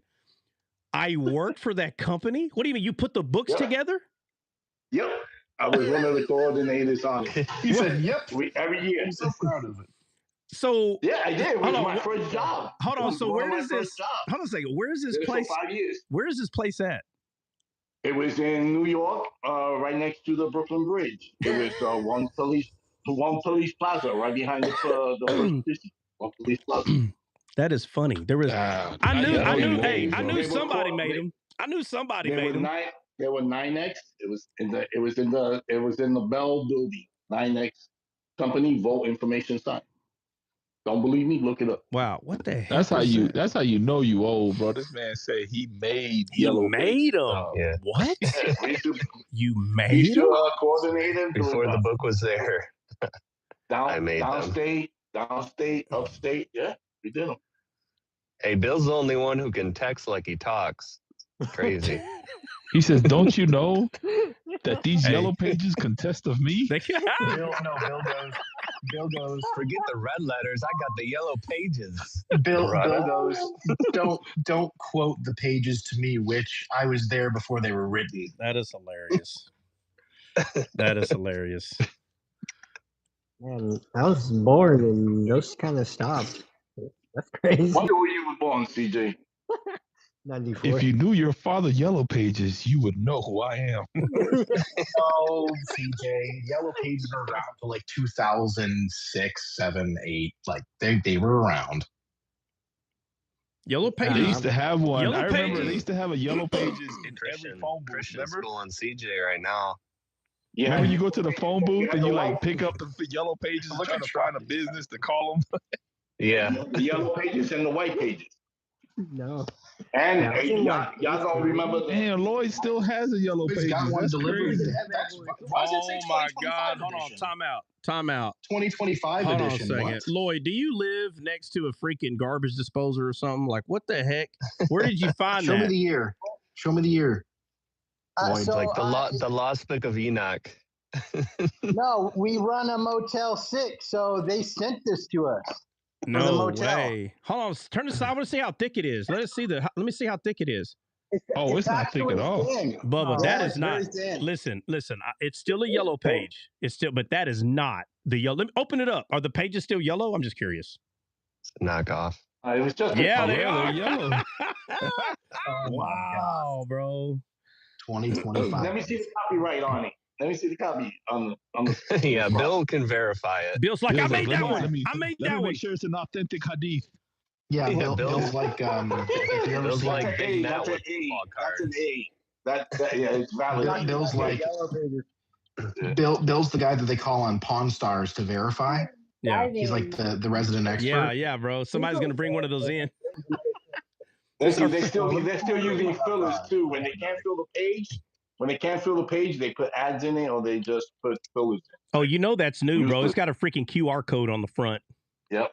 You know that's It new. says November 2025 on the side. Can you imagine if they put a QR code like back in wait, let back in '82? It would have been hilarious, bro. People would have been like, "What in the world is that?" They couldn't even decipher it until like now. Right. They would be like, "There's aliens. It's an Aliens. alien code that's gonna 100%. happen. Aliens. The rapture's coming in '96." That's the mark right there in the Yellow Pages. That's the mark of the beast, and it's in every house. Listen, we used to drive, and when driving, we didn't have GPS, bro. We had a map, bro. We had a map book for each state or for the region. Yeah, y'all did. y'all. So how would you spiritualize, mysticize, however people want to put it? You know, in Deuteronomy where it talks about if somebody takes you away from the Lord your God, whether it be a friend or close family or even the wife of your bosom, it says that you should basically expose them and unalive them. Like, what is the spiritual context in it? Like, I know it's literally saying that. Let's go to the verse. All right, hold on. Let me put it up. Sajid, are you still in here? What was that? Deuteronomy 28, I think it was, or 22? 28, 22. One of the two. Definitely a Sajid question. No, it's not Sajid's question. I'm just kidding. You donkey. Oh, now you are no, you don't get to play that. You didn't play that yesterday. Nope. Yeah. You're such an idiot, bro. Somebody literally came up here and swore yesterday he doesn't play it. I say 2 words and he plays it. I wasn't on my computer yesterday. Oh. Because if he was, we need a couple galls with that. It's able to happen. It's able to happen. Yeah, give me the Gaw remix. Hold on, give me a second. Let me go to the next page because it's on this page, I believe. Do it like the blow. Gall. Gall. Gall. Stop, bro. Gall. Gall. Hey, Bro, Cowboys are sound? trash. You see Now how do you it. Now sound? do it. Not hear yourself. Cowboys are trash. Gall. Gall.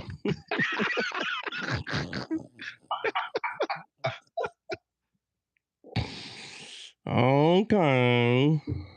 All right, let me go to the Bible. Where are we y'all going? Distracting me. Where are we going, man? Deuteronomy. I think it's Deuteronomy 22. Let me see. I think it's 22. You got to get his do what now? Well, god dang, how many quotes y'all got over there?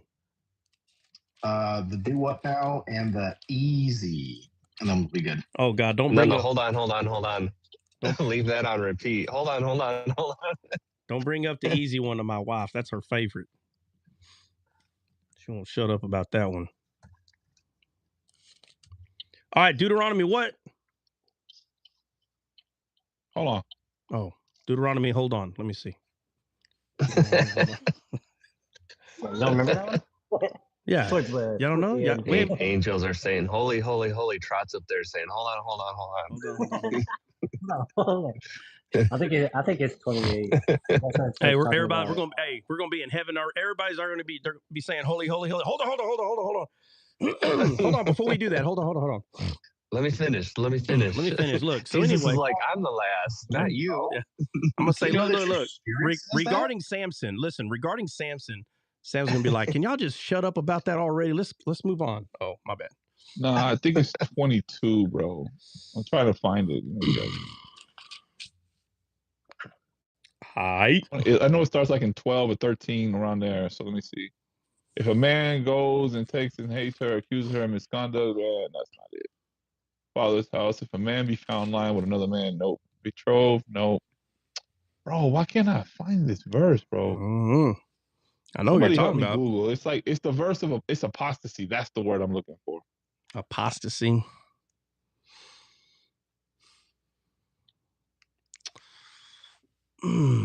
That's what it is. Apostasy. Deuteronomy 13. I think it's 13.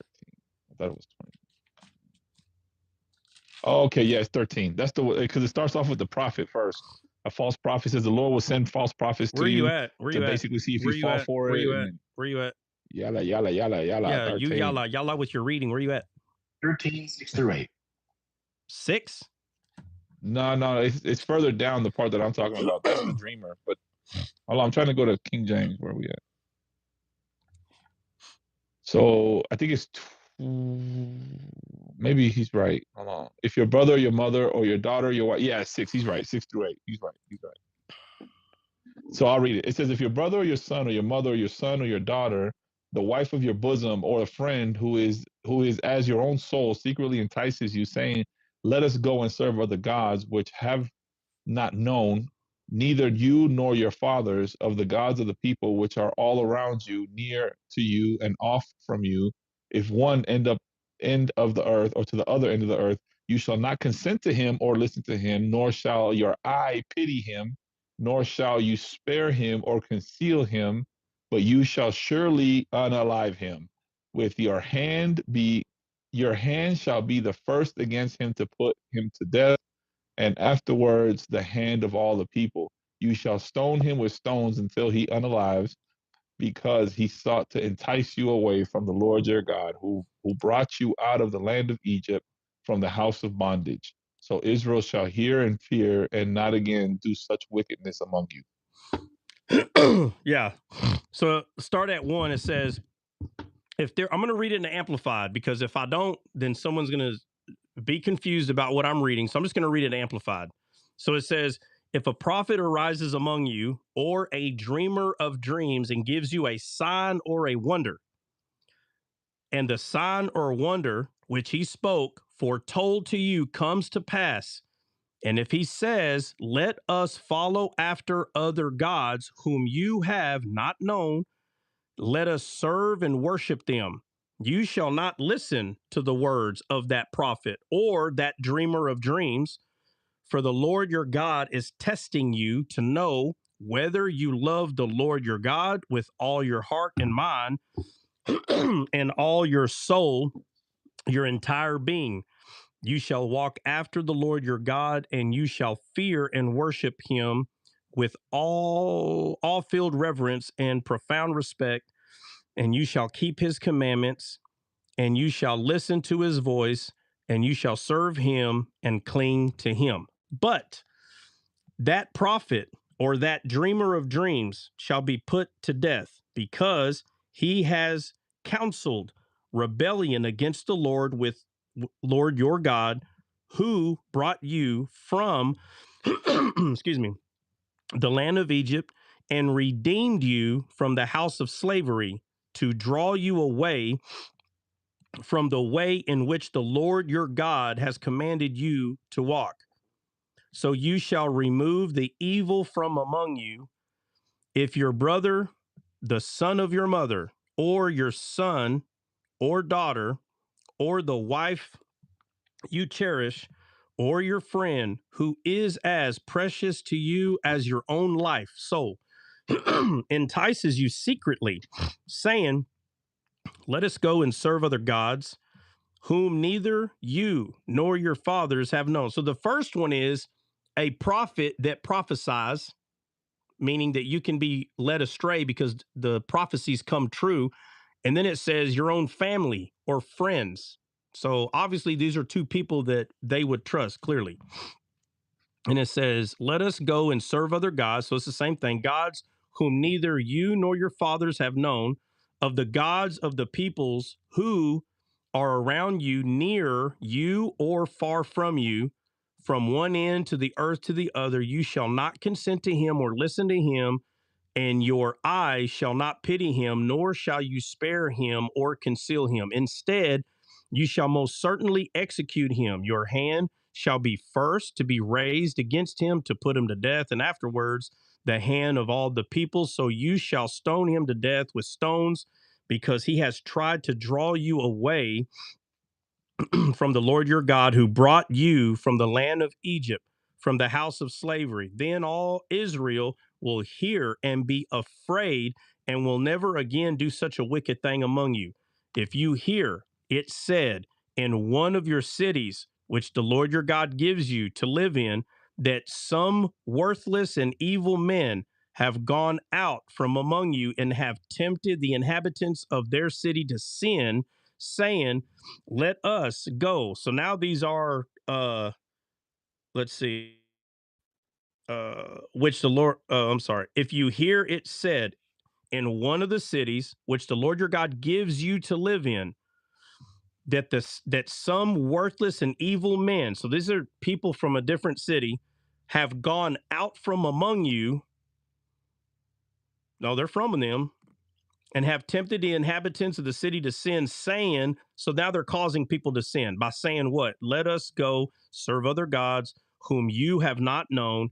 Then you shall investigate and search out witnesses and ask through questions if it is true. And the matter is established that this loathsome thing has been done among you. You shall most certainly strike. All right, we're almost.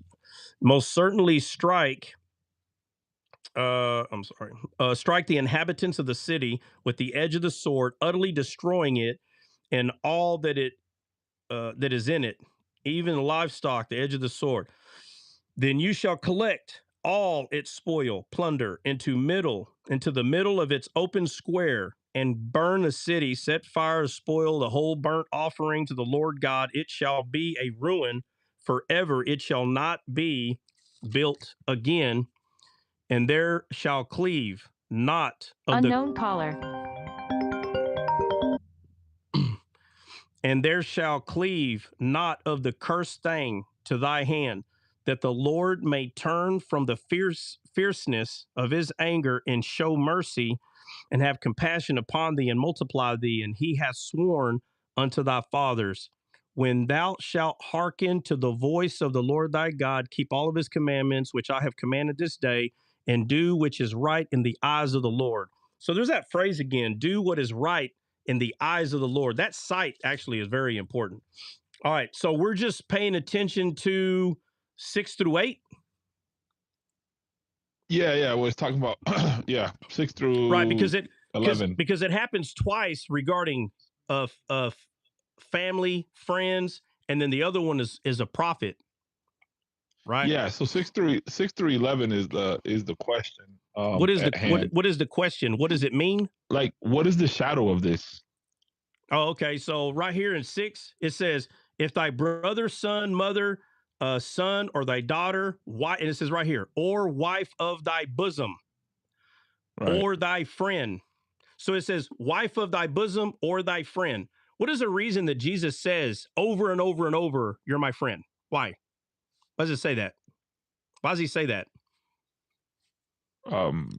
Like, because like the relationship, the closeness, because we're of his bosom. Yeah, because he says that he was acting as a friend when he died for us.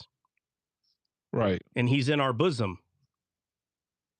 So when he says, he starts talking, or better yet, he says, which one of you have a friend? And he starts talking about that late at night, you get people that come visit you from afar, and you go to your friend's house and you say, hey, I need bread. There's people over. And he says, and this friend, and he says, hey, it's late. It's late, man. People are asleep. Have a good one. Have a good day. And he said, but he keeps beckoning. He keeps beckoning to this person. The person said that he opened the door and gave him whatever he wanted just to get him out of his hair. He makes the same example. He makes the same example with when he says the judge, the unjust judge, and he tells the thing with the unjust judge, and he says that because the woman kept beckoning him, that the judge has said, hey, give her what she wants to get out of my hair. And it is important to understand those two, because if you see those two as comparisons, that you have to beg God to get things that you want, then you're misunderstanding what Jesus is saying. He's not saying that he's the unjust judge, and he's not saying that he's this kind of friend. He's saying that he's just. He's a complete opposite. So they're not comparisons, they're contrast. But constantly he's trying to show that he's the friend that he's always talking about. He's the friend. And he says that he died for his friends. The Bible makes that very clear. So when he says right here, if thy brother, son of thy mother, or thy son or daughter or wife of thy bosom or friend, and it says right here, which is as thy own soul. And it's not a coincidence that he says wife of thy bosom, and then he calls the friend. The friend just happens to be right there where he says, which is thy own soul. He says, entice thee secretly. This is that's like David and Jonathan. Remember, Yeah. it says that they were soul tied, the two friends. That's how close the relationship That's how close was. they are, meaning that they're one and the same. And the Bible tells us that God says that he was going to offer his own soul for us. Makes it very clear. The Bible makes this very clear. This even goes back to Samson. Samson, when the young lad put his hands on the pillar, because Samson said, put my hands on the pillar. And Samson says, he says, let me avenge myself. Though I can't remember exactly how he words it, but give me vengeance this one time for my 2 eyes that were taken from me. He says, let me die with the Philistines. But in Hebrew, he doesn't just say, let me die with the Philistines. He says, let my soul die with the Philistines. The soul is always pointing to the bosom, always. So it's not a coincidence that he's talking about the wife of thy bosom. And then he says, and thy friend, which is as thy own soul. There is no other friend that is like our own soul but Christ. There is no other. There is no other. But don't notice what's being said here. This friend is enticing you. So he says, which is thy own soul, entices thee secretly. Secretly, meaning in here, the secret place. There's two. And it goes back to the 2 trees in the garden. It does, 100%. It goes back to life or lies. Life or lies. It's the same thing. That's why it says entices you secretly, meaning it's only between you and this person. And so he says, saying, let us go and serve other gods, which thou hast not known, thou nor thy fathers, namely the gods of the people which are around about you, nigh unto thee and far off from thee, from one end of the earth to the other. Thou shalt not consent unto him. This is the exact same thing of hearkening into the voice of your wife in the Bible.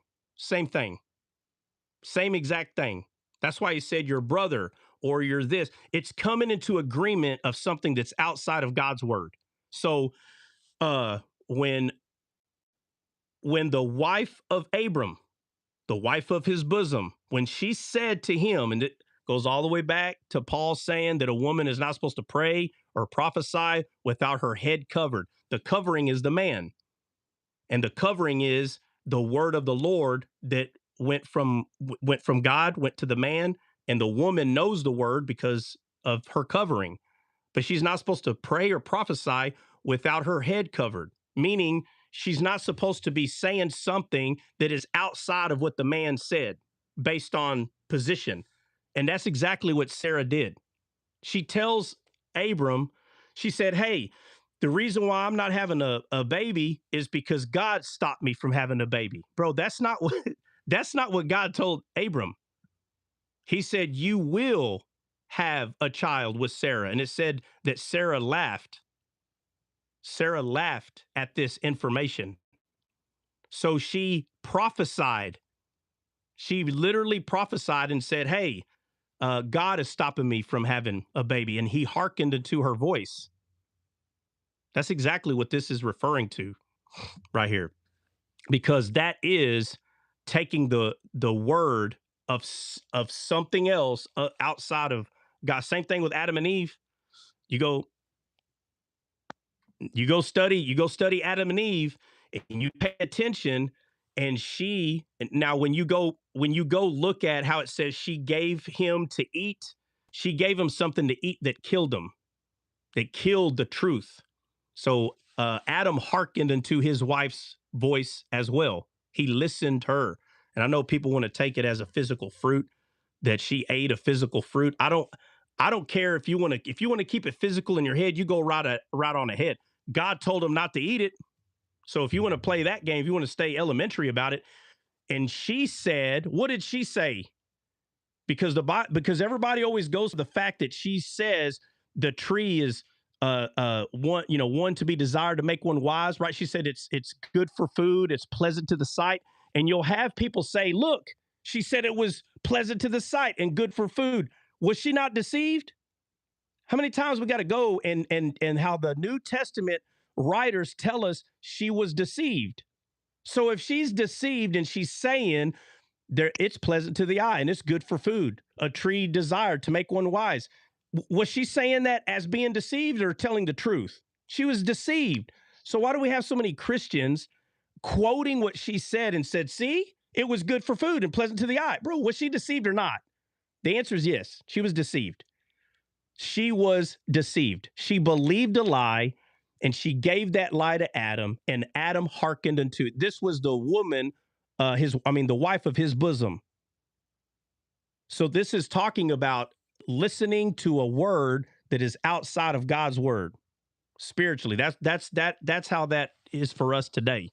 That means that instead of you listening to what Jesus is saying, you're listening to something else. That's what you're doing. You're listening to something else, believing a lie. It's no different than what happened in the garden. This does not have to be talking about trees to say what it's saying. This doesn't have to be talking about Sarah and Abram. It doesn't have to talk about that, but it's 100% pointing to you listening to something that is outside of God's word. That's all this is referring to right here. We're supposed to be listening to our actual friend, who is Christ. Because if a friend is enticing you, they're not a friend. So back to in the literal sense, it was not unjust for God to do that, because he has to come through Israel. So if the people are getting pulled away, I never seen any verse where anybody was actually stoned for this, by the way. So I know it's in there, but I haven't seen anybody get stoned for it. But it wouldn't be unjust. It wouldn't be unjust to stone somebody for this, then, according to the law in that time. For what? It's not unjust to stone someone to say, "Hey, let's go over here and worship these other gods." Yeah. Yeah, right. So it's funny that I don't recall either someone being stoned for this. A matter of fact, I think somebody was. There was an Egyptian that was stoned, but he cursed God. How about this? Remind me, because I don't remember. This is what we were talking about, the Thurman, the Urim and Thummim, however the heck you pronounce it. Yeah. Okay, when we're talking about this, when I studied that out, and I was using the example whenever there was sin in the camp, and remember they went in there and got, and again, this is, I strongly believe this 100% that the stones on the chest glue like a light. There was a marking that, of course, all the names of the tribes were on the stones, but I believe 100% that the high priest found out where sin was in the camp is because that stone glue. It was glowing.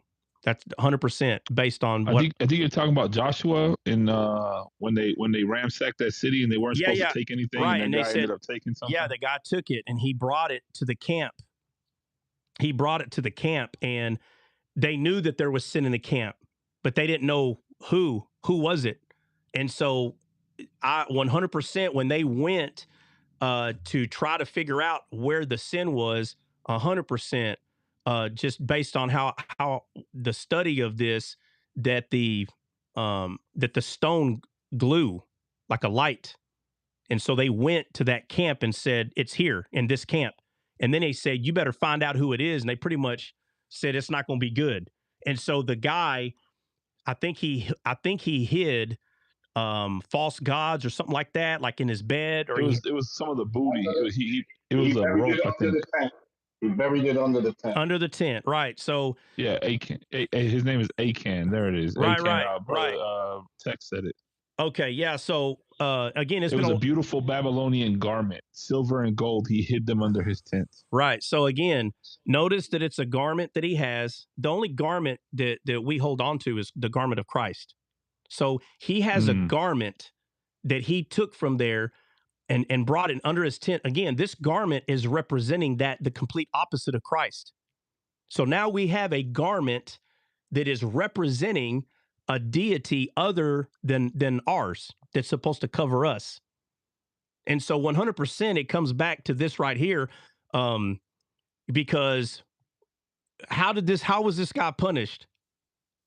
They stoned him. Okay, so right here it says that don't conceal him, remember? And they didn't. They didn't. As soon as they found out there was sin in the camp, they got him. He got the business. And that garment 100% represents other gods. That's what it represents. Right. Yeah. Because the garment would be like, instead of putting on the garment of Esau, to be like Jacob put on the garment of Esau, how we put on the garment of Christ before the Father. So he stole a garment that would have represented a strange garment per se, and silver and gold, which represent deity as well. So so it's that garment represents another god, another covering. That's what it represents. Yeah, it's strange. I guess because when people bring this up, like when I have conversations specifically with Muslims, they'll bring this up and be like, "Look, your God does Sharia law too." What? So, they'll say like my. Because in Sharia law, the apostasy law in Islam is you get stoned, you get hung, you get unalived, you get your head taken off. No. I don't know why you just don't tell them, buddy. In the Bible, it's not called Sharia law. Y'all plagiarized the Bible and gave things different names. Your Bible is a liar. It's so easy. They plagiarized the Bible and they just changed the name and stuff. Oh, that's called Sharia law. And what does Sharia? What does Sharia mean again? It's been a long time since I don't know. Sajid don't know off the top of her head. It would matter. It would matter what that word means in English. Sharia. I'll look it up. Let me see. No, I knew it. I knew it when in Iraq. I remember what it meant. I used to. Oh, it's been a long time, but let me see. Yeah, because they'll say like, oh, see, your God permits apostasy, and because obviously they're not going to go to the New Testament and say, well, Jesus said turn the other cheek. They're going to go back to the Old Testament and say, so now you have a different God. So Jesus is not the God of the Old Testament. Jesus didn't write the Old Testament. So if Jesus wrote the Old Testament, then he changed. So you have a different God. You have two gods in your Bible, and then they'll go like into, I forgot that guy's name. He starts with an M. Marcion, Marcion was one of the early church fathers that said basically, well, not really a church father, but one of the early church guys, and he said he's a heretic. Obviously, they called him that because he would say that the Old Testament God is different from the New Testament God, and that the Old Testament we should throw in the trash because it's no good, and the New Testament is the grace, the God of grace. The Old Testament is the God of hate and unaliving. So Sharia means God's guidance. God's guidance. So they say that path to water. It literally means path to water. Path to water. So Yes. So Sharia law, which is unaliving people, is the path to water. You see what I'm saying? I remember. Okay, now I'm starting to remember. I don't remember it being path to water. I think I remembered it being against a drought or no longer. Either way, I think it's still saying the same thing. A path to water. So yeah. in this Bible, in their Bible, the path to water is unaliving somebody. When the Bible says that it's the goodness of God that leads to repentance. And so if it's the goodness of God that release, so they're going to say that the goodness of God is unaliving people, death. When the Bible says that the way to God is the tree of life. That's why he put two cherubims and a fiery sword to keep the way to the tree of life, to keep the way. But they're saying the path to life or to water is to unalive people. It's a complete opposite. And complete and is beat women and well, I mean, and I'm sure we taxes. can go on and on, but I'm just saying it's just one thing after another that Jesus is not, faith is not in their Bible. It's not there. There is no faith in their Bible. In any other religion at that matter, there's only one. And it's through the God that we know, the God of Abraham, Isaac, and Jacob. That God is the only God that has faith around him. Faith does not exist anywhere else. It's so funny how we've gotten to a point where this word faith is cliche. Anybody can say it. They can use it however they want. But the Bible describes to us in a very weird way what faith is. And it's not the word belief. The word belief is belief. You go to the dictionary, you look up faith, and it sounds just like belief. And they're like, well, it's a little different. That's not how the Bible describes it. The Bible doesn't describe it like that at all. Matter of fact, the way the Bible comes across with faith, it comes across as though faith is alive, not just a word. Mm-hmm.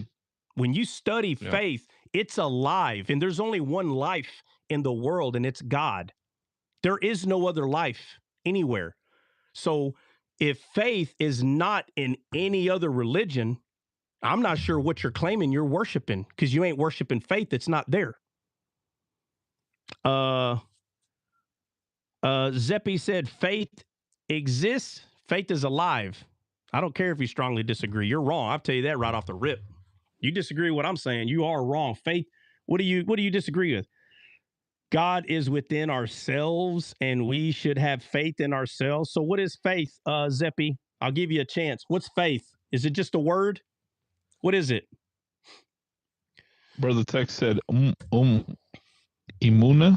I got to look that up. What is that? Imuna. Imuna. Come on, Zeppy. What is faith? Tell me teach me. What is faith, my friend? Faith is a substance to go for and evidence of things not seen. Yeah. Faith is a substance and evidence of things not exactly what it is. Mm-hmm. And Jesus is the evidence of things not seen, right? Jesus is. He's the image of the invisible God. And faith is the evidence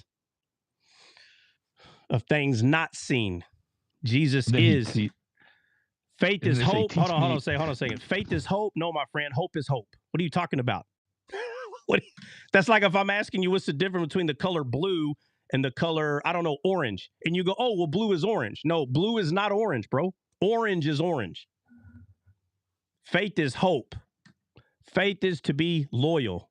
Well, faith is loyal, and faith is hope. But what is hope? I'll keep doing this. What is hope? Keep doing this. I'm telling you, you still ain't telling me what faith is. Yep. And then it's not a coincidence that you get the apostle saying, "Can you teach me more about faith, O Messiah?" And then he goes into a service. No, he don't say teach me. They said increase our faith. Increase our faith. We need more of it. Whatever it is, we need more. And when he goes off of what he's talking about, one or two things are going to happen. One of them is going to be, bro, what the heck is he talking about? That's one. I'm asking him to increase my faith. He's over here talking about a servant. What the heck does that got to do with what I'm asking him? There's one. The other one is, well, I might need to chew on that cud for a minute. I'm not sure what you mean with what you're saying. Faith is hope. Oh, wow. So faith is hope. Faith is, Zeppy, I gave you a chance, my friend. You failed tremendously. So why don't you just say you don't know what faith is? I don't know why you just don't say that. You don't know. Just say you don't know. And then I'll tell you. You can hope not to go to hell, but you might still go. You need faith. All right, here's another one. So it's not the same thing. All right, here we go. Let's give Zeppy a third try here. All right, Zeppy. Faith is conviction. No, my friend, conviction is conviction. Why are you using other words to describe faith? My friend, listen, you don't know what faith is. And I'm being as nice as I can. Faith is conviction that something is true. No, faith is not conviction that something is true. No.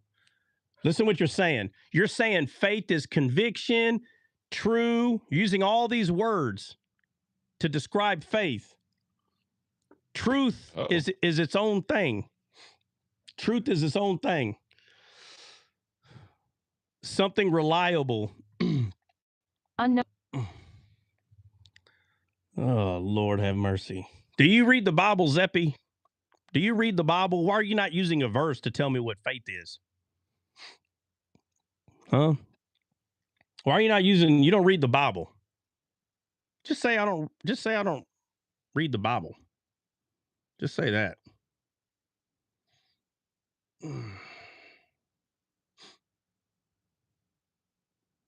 It is impossible to please God without faith. Yeah. There's only one thing that pleases God. All right, here we go. One more try. This is the last one you get, Zep. Let me check it out. Faith is the inner strength. Okay, so now faith is a strength. To trust, so now faith is trust to something beyond what you can fully see, but not beyond what you can imagine. Man, bro. See? And that's why all religions claim to have faith. What you just did to faith is water it down, bro. It's nothing but a word to you. You think I'm asking you for a definition? So you're trying to define what faith is? No, my friend. Faith is a servant. That's what faith is. It's a servant.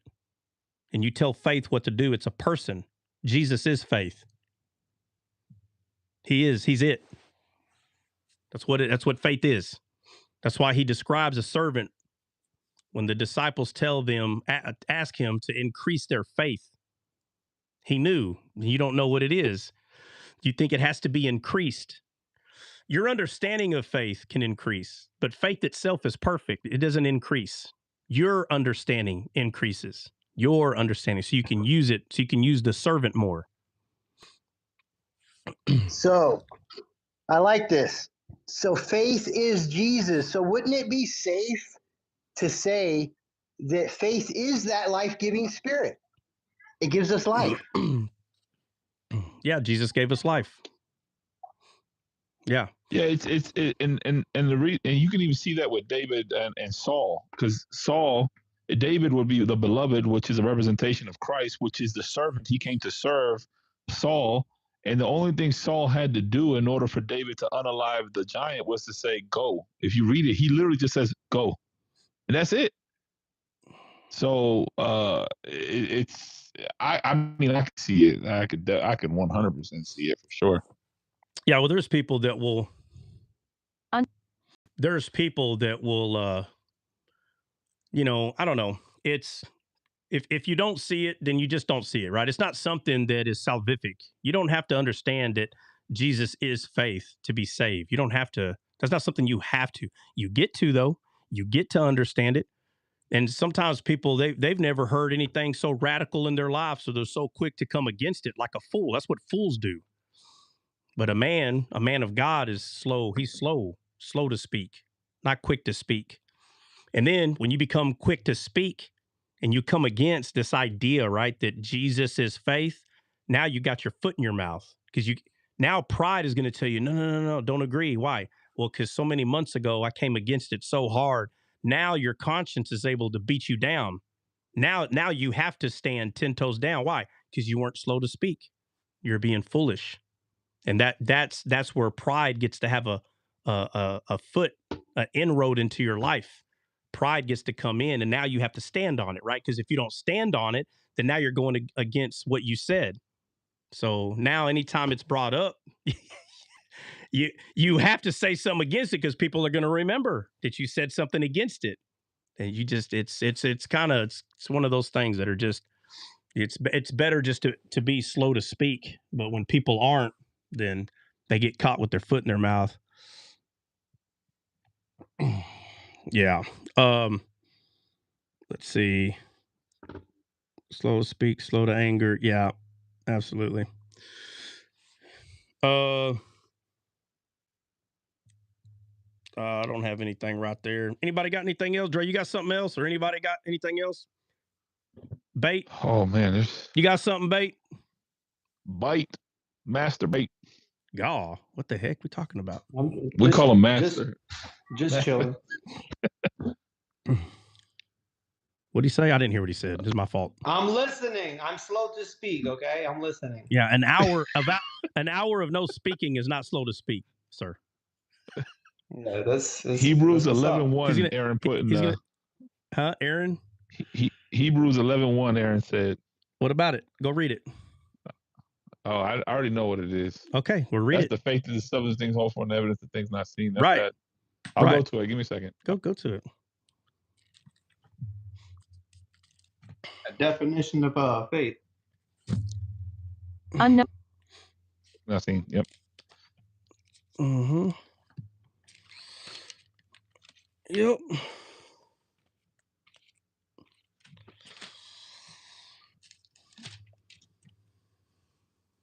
Sola said, "Massa always good to me." Do what? Who said? Guys, cut that out, inside man. joke. Cut that out, man. Cut that out, man. Yo. You guys are killing me. I don't get it. Oh, it's an inside joke. Oh, We just started calling okay. Massa. Why y'all call him Massa? Oh, I don't even remember how that started, but I know that he it was like, I think they were just making jokes like him being like the white guy and being like the boss of everybody. So that kind of Massa. Oh, that kind of Massa. Yeah, so it kind of has double meaning because his name, call him Massa, and then his name is Bait. So when you put it together, it sounds like something else. But yeah. So Hebrews 11 says, "Now faith is the substance of things hoped for, the evidence of things not seen. For by it, watch this. So the writer of Hebrews is just talking about a word, right? By it. Why would he be calling a word it? For by it the elders obtain a good report. How could the elders obtain a good report by something that's not alive? For by it the elders obtain a good report. Why is it important to obtain a good report? Moses told the spies, look, you need to go and spy out the land of Canaan and come back with a good report. And as a whole, they didn't. They didn't come back with a good report. This is just not simply saying they came with bad news. Oh, well, no, bro. Jesus is the good report. I don't understand how people don't see this. He is the good news. Hey, is Jesus the good news, Bait? Are we talking about the time they went to go spy or just in general? No, him himself. Is he the good news to the world? Oh yeah. Right. Of So course, so yeah. he's the messenger of God. When he came, did he bring a bad report? So God sent Jesus into this world, the fallen world. When he returned to the Father, do you think he brought back good news or bad news? He brought only good news. He brought good news. He brought a good report. So there was only 2 of the spies that came back with the good report. You know who that is, Bait?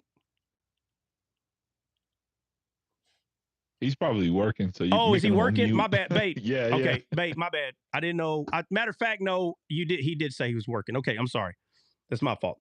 But there was only 2 that came back with the good report. Joshua and Caleb. Joshua and Caleb. But it's so sad you don't hear a lot of people talk about it, because if you pay attention to the good report that they brought, it says that between them 2 that there was a rod, and on that rod was a cluster of grapes. If you still have not seen that Jesus is the rod of God throughout the Bible, if you still ain't seen that, then that's something you got to go back. If you don't understand that they came from the promised land, and that cluster of grapes, the whole Bible talks about the new wine. They came back from the promised land carrying a shadow of Christ, the new wine, on the rod. That's what they came back. And so the rest of the people, the other 10, did not come back with the good report. They said, if we go up there, we'll die. Joshua and Caleb said, we could take the land at once, because their eyes were focused on something greater than themselves. So when the 10 said, we can't do it, here's my question. Were those the 10 that ministered to the younger generation that they could take it? Huh? Anybody ever think about that? Think about that for a second. It says that the younger generation, right? The older generation died off, and the younger generation took the land. Let me ask. Was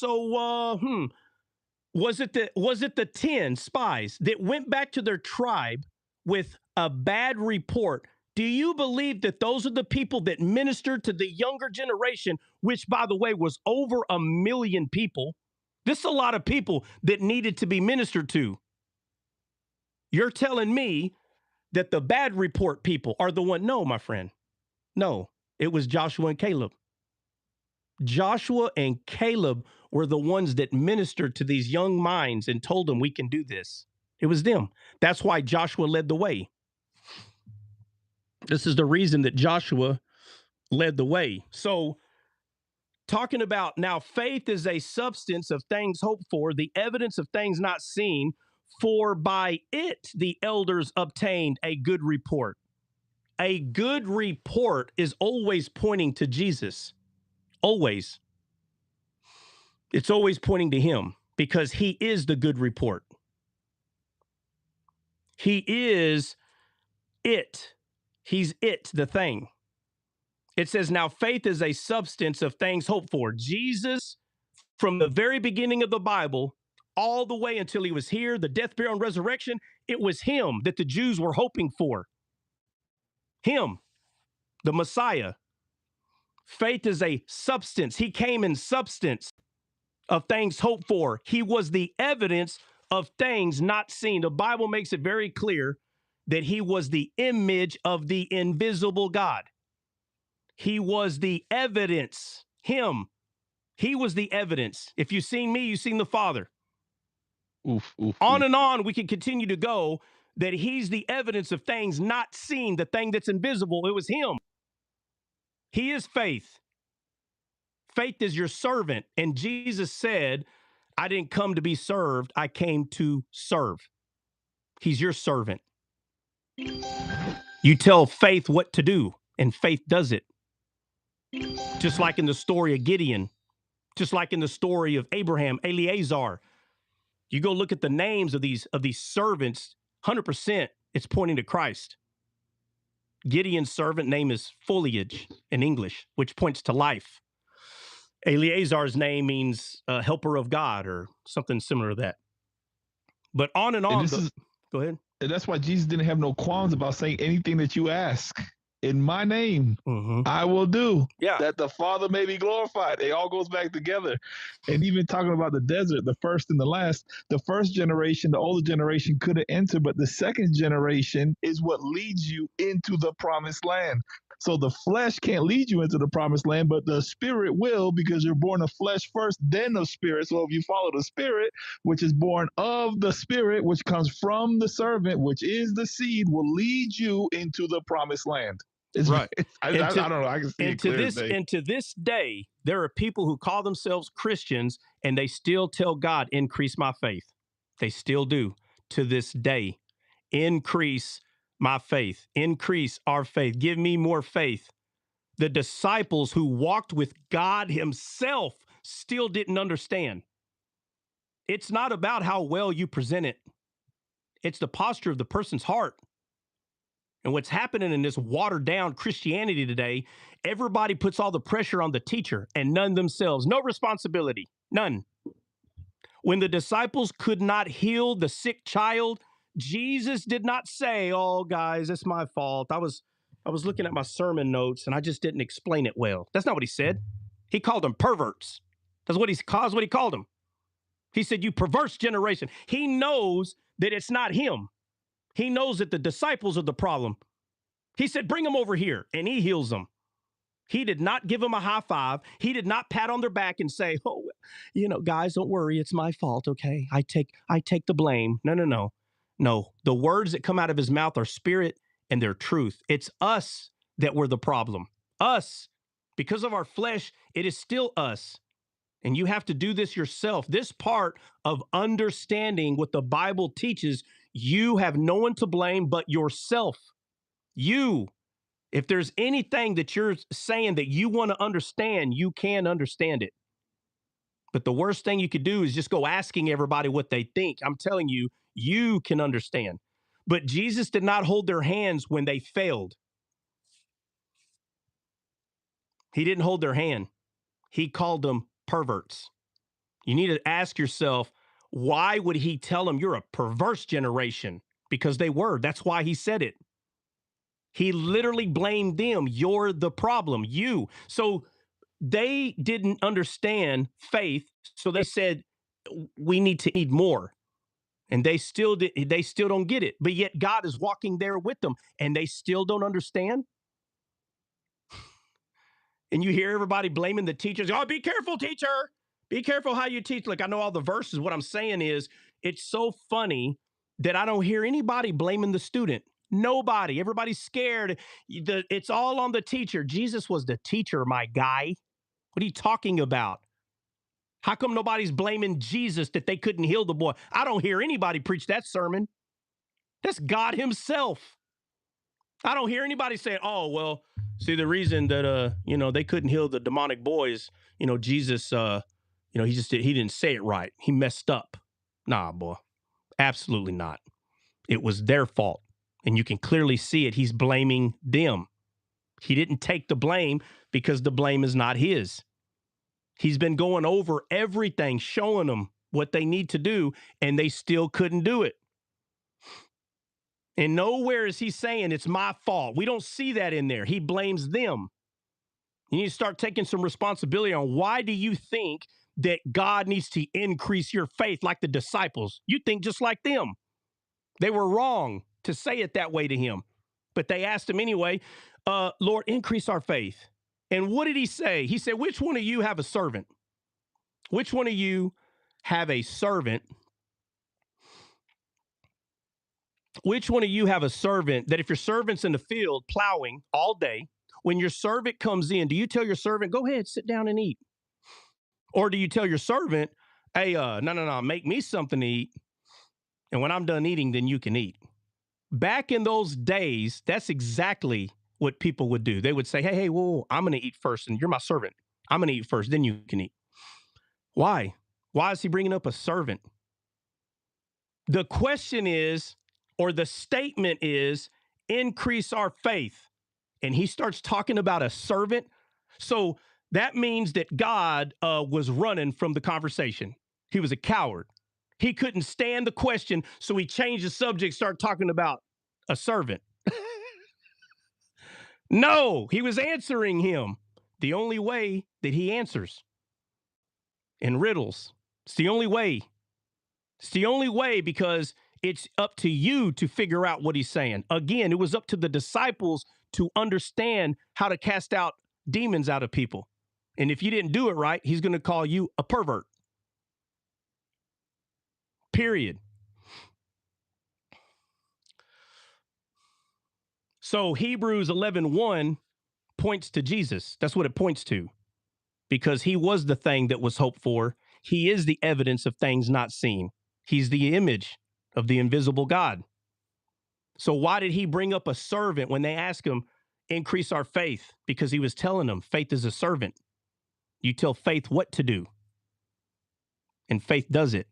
And Jesus said, I didn't come to be served. I came to serve. It's him. It's him. He's our servant. Right? It goes back to Romans 12:3, I think it is, where it talks about the measure of faith. He has given us all the measure of faith. Yeah. Not multiple measures, Not multiple. not a different measure. Right. He told Peter, Unknown caller. Whoa. Oh, my bad. Aaron, I didn't know you were up here. What's up, man? He's probably at work too. Oh, he's at work. Hold on. No, not today. Oh, great. No beep, beep, beep, beep. And a forklift all day long. Oh, my God. Oh, he rides a forklift. You forklift guy. The OG beep beep. Yeah, for now. The OG. Starting next year. That means you got one of those yellow lights that spin or orange in the back. Yep. Yeah, that's old school.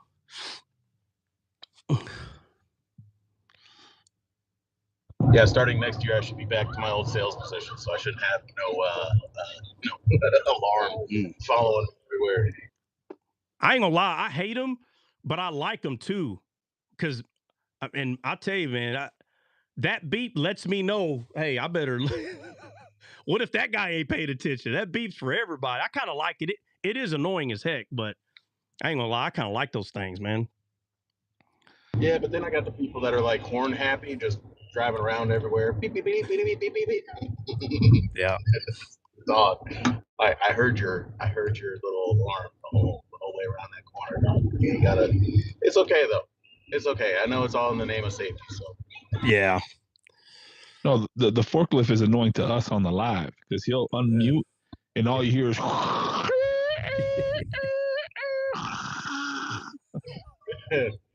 Listen, I'm working twice as hard as everybody else out here. Palvender, can anyone tell me when it's written in the Quran that Allah is formless, without shape and size, than whom Muslims see in Jannat and Judgment Day? Yeah, you need to run away from the Quran. It's a liar. I wouldn't eat anything out of it, Palvender. No offense. I would not eat from that tree. 100%. I would not. It'll bring death in your life. And we're not Muslims. You can just Google it. Yeah. I'm just saying, like, it's a Quran question. Why? Why would they ask I'm answering it. All that other trash, I ain't got to say that. I'm gonna just tell them straight up. Run for your life. Run for it. Run. Mick says it's a lie. No offense. I'm being serious though. No offense. Like I'm not trying to. Even Grace said the cat's out the bag.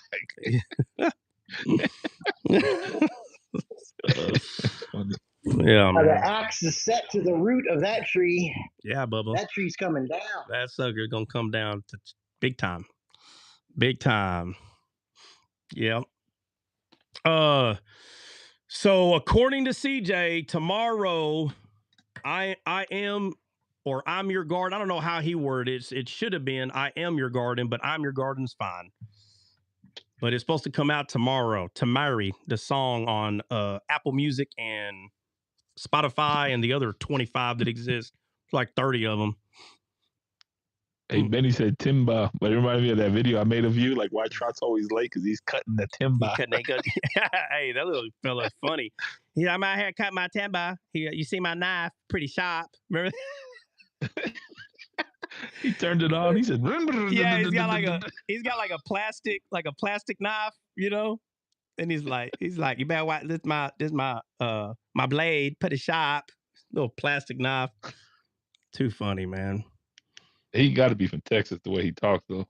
Well, no, it didn't have to be. He could be from the mountains in Carolina, parts in Arkansas, a little bit Oklahoma, kind of like, but he sound more like mountain, like he's from the mountains, though. Honestly, man, the way he said knife, wife, lie.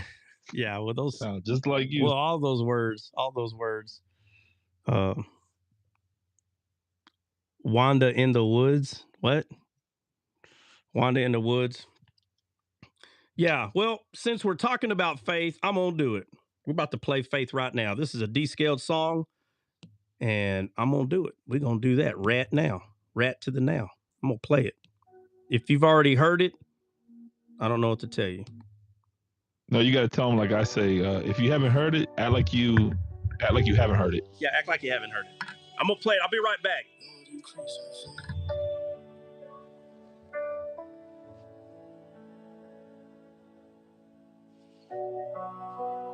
One of you has unknown caller.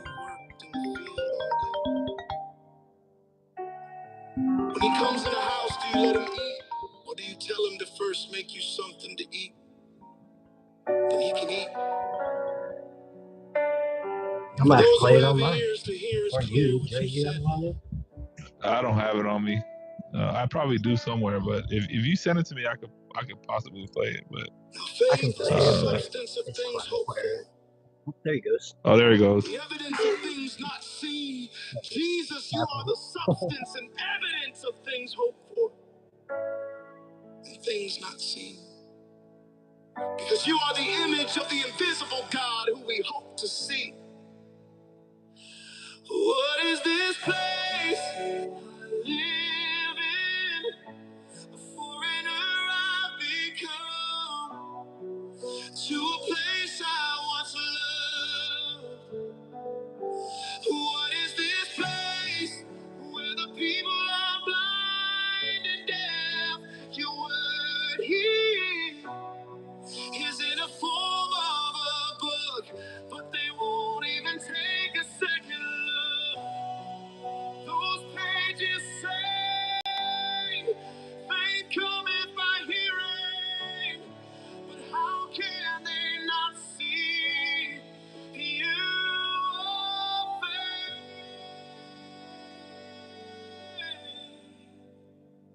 The one who comes. What is this place?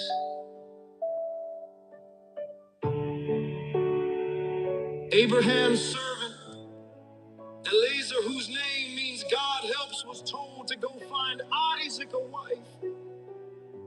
His servant did what he was told. Gideon was afraid to go to war, believing he would lose the battle. God told him if he was afraid to take his servant. Pharaoh, whose name means foliage, life. It was his servant that interpreted the dream, Lord. Why doesn't anyone in this place see or hear this truth? Lord, I see why I'm here. What is this place I live in? A foreigner I've become to a place I once loved. What is this place where the people are blind and deaf? Your word here is in a form of a book, but they won't even take a second look. Those pages say faith cometh by hearing, but how can they not see you are faith?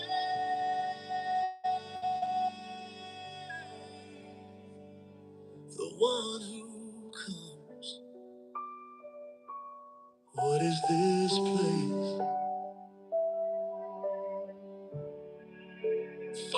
who will believe my report. And I will tell them you made it simple when you talked about a mustard seed.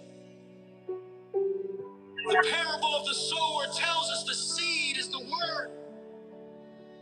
So if anyone has that seed, which is faith, they have you, the iron rod, the authority of God.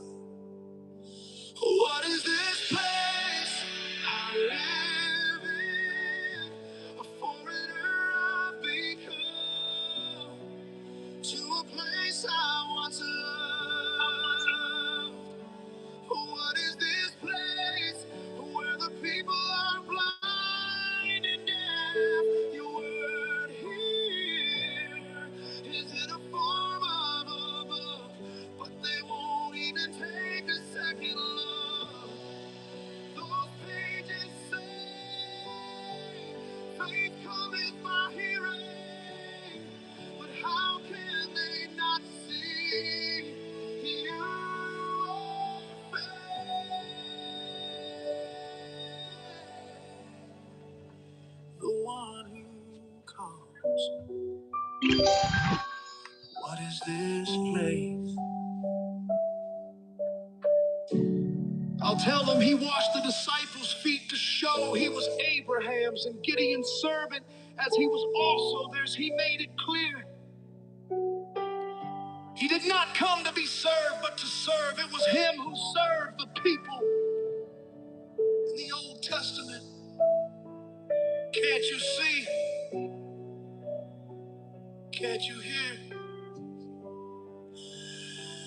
What is this place I live in? A foreigner I've become, to a place I once loved. What is this place where the people are blind and deaf? Your word here is in a form of a book, but they won't even take a second look. Those pages say, faith cometh by hearing, but how can they not see you are faith,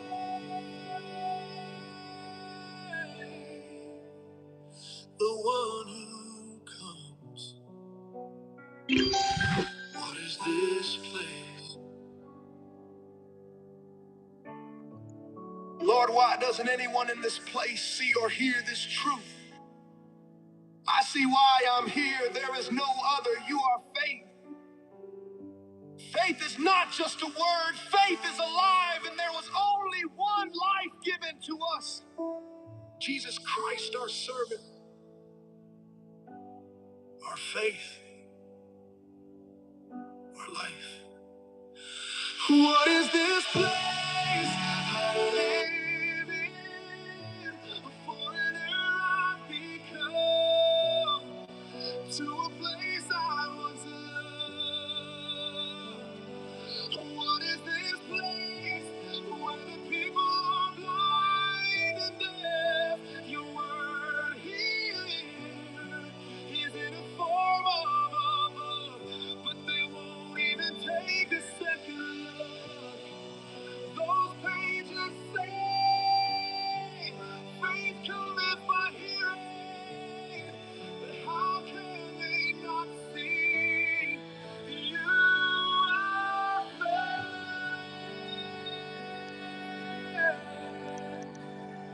the one who...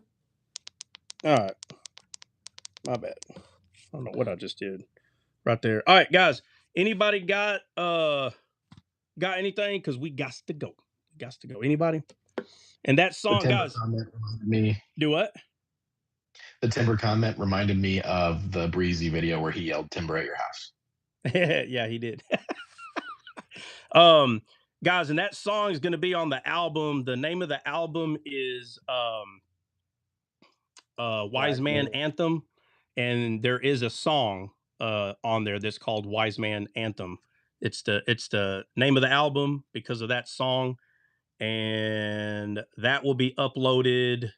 Should be tomorrow, Friday or Saturday will be uploaded, but the album's not going to be released on Spotify or Apple Music or any of that until probably a couple of weeks after we upload it. So basically it'll be, at Christmas or after Christmas.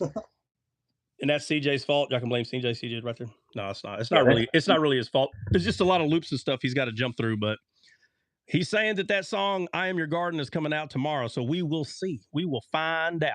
I'm going to find out. As soon as I wake up, I'm going to see if I can find that bad boy. And obviously that song that just played literally is called Jesus Is Faith. Like, I mean, there's just no way around it. Trust me when I tell you, I understand. It's not something that can easily be seen. It takes a lot of studying. I don't know any other way to explain it. That's what it took for me to see it. And,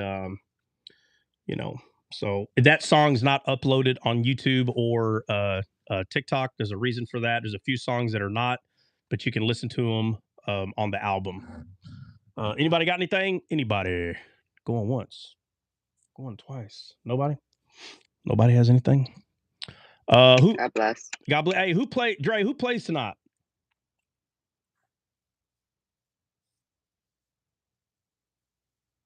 Dre? Anybody? Does anybody know who plays tonight? I'll look real quick. I thought it was, yeah. Yeah, hey, Bill, Christian. We might have to rip today, guys. We might Today's have to. Huh? What? Yeah, JH or JC got it. Falcons and Bucks tonight. Falcons and Bucks. That's going to be a good game. We might have to rip tonight, guys. Christian leaves as soon as I say we might have to rip tonight. Look, now he's going to try to act like he didn't hear me. But Bill, we might have to rip tonight. I keep forgetting that the 12th, which normally we rip on Friday or Saturday, the 12th tomorrow, it's my honeymoon. My anniversary. It's my anniversary. So I'm telling you right now, I am not dying on that hill. Honey, hold on. We have to rip tonight. Absolutely. It don't matter what time. Just send a message, let everybody know. Yeah. They'll be sure. Christian, did you hear what I said? Yes, I heard you. All right, yes. so we might have to rip today. So y'all need to let us know when you can rip. Like ASAP. Let's get on that as soon. That needs to be done ASAP. So I'll crash out. Okay. No, you're not going to crash out. You're going to rip. That's what you're going to do.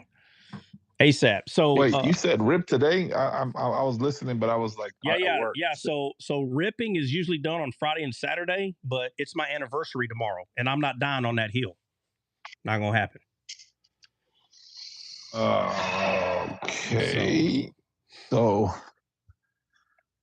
yeah, obviously. So let's get in the chat. The Discord. Remember, guys. I mean, we could rip, but I don't know about as soon as possible. Maybe rip later tonight. Well, I don't know the exact time. That's what I'm saying. Today.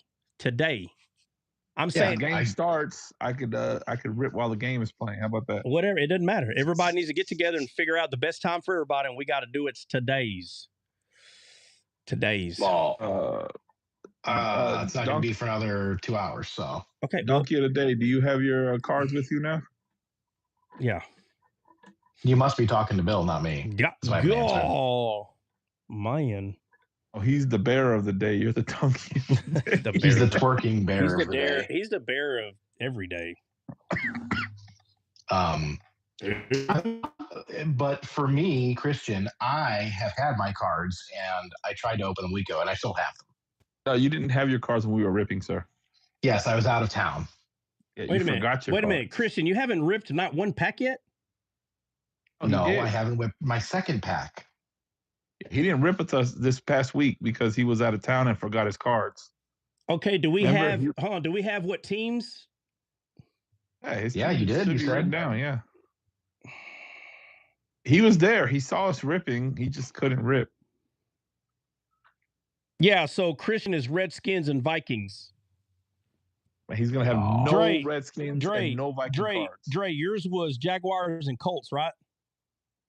Yep, that's the one. I hope I get a Justin Jefferson rookie reverse hollow. All right, so Christian, you're ripping twice today. You're ripping 2 packs today.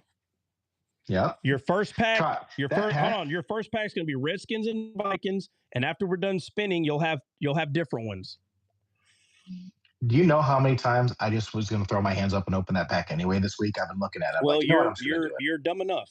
Yeah, you're dumb enough to do that. Yeah, You would be wrong, and you would have got excommunicado. Excommunicado. That's right. We would need your 8 pieces of 9 back, sir, from you, with blood. That's right. And your left leg. I'm not sure why that one, but that one, and the pinky from your right hand. We want the left leg because it's the judgment leg. It's the judgment leg. Yeah. All right. So, guys, put the time and make sure, guys, do not go to the open chat because Troy's gonna lose his because if we talk about everything in open chat, go to Ripping Scales. Right. That's the name of the game. That's the name of the chat. Go to Ripping Scales. Everybody should be in there that's playing and put in there the time that you can rip, and we'll try to get as close as we can. But it has to be done today. I'm not going to do it. Trust me. It's anniversary weekend. I am not going to be able to do it this weekend. I'm telling you right now. It's just not going to happen. All right. Oh, we should make it official and be like rippingscales.com. Yeah, why not? Why not? Make that bad boy. Why can't we just film our rips? What in the world is ripping? Are you guys doing like fantasy football or something? Is that what that is? No. It's not. It has nothing to do with fantasy football. But we are ripping packs of cards. You see this card right here? This pack. Oh, okay, I get it. Yeah, so we're ripping, right? But the game, because it's a descaled game, it's called Ripping Scales. Yeah. Okay. Yeah. So, and the game is, to be completely honest, it is not smoothed out. There will be some mad people at the end of this game. But this is what it's going to take to smooth over the rules of this game. I'm just hoping I'm one of the ones that don't get screwed. Somebody's getting screwed. I don't know who it is. I can't wait to take Shador from Dre. Listen. I pray to God for nothing in this world, but I pray he has that freaking card. I pray he has it, and he has to send it to me. Lord Father, hear me now. Hey, bro. Hey, be like, hey, y'all ever seen that Arnold Schwarzenegger movie where he worships a god called Crom? You ever seen that? He's like, Crom. Yes, Conan the Barbarian. Yeah. He's like, Crom, hear me. Give me revenge of my family. And if you do not, well, then the hell with you. And he just freaking loses his mind, right? He freaking loses his mind if he don't get revenge, bro. That's going to be me. Lord, hear me now. I need the Shador Sanders rookie now. Oh, man. I wouldn't be so upset because I already have a Shador Sanders rookie card. Listen. That may add 1% of the issue you're going to have. The 99% issue is that the card is going to be mine. It's going to go from Johan to the greater Han. It's kind of like the hammer. Listen, it's kind of like the hammer of Thor. You only can have it when. Does anyone remember? How do you hold the Thor hammer? Huh? It's only for those who are worthy. You got to be worthy. You have to be worthy. You are unworthy. You hear me? You worm. You crush you like a worm with the hammer of Thor. You hear me? Yo. Hey, I don't care. I want that Cam Ward rookie card that you got. That's what I'm done. Hey, no, what's crazy is I got both of them in one pack. I know. In the same pack. I saw it and I was like, bro, there's no way I just got both of them in the same card. Oh, my God. Yeah, the same pack. I mean, I hope you get both Shadors. And I'm be like, the mine, listen to me now and believe me later, Dre, when I tell you both of these cards are mine, you idiot. Huh? You have 0 points, right? Yeah. Hey, I think we just realized who's getting screwed in this game. It's me. I'm it, right? I think I'm the only. Oh, Christian, you got a point? Hold on. No, because I haven't opened my second pack. Hold on. No, he doesn't have a point. No, he does not. Yeah, Christian's got 12 points. He's got more than everybody.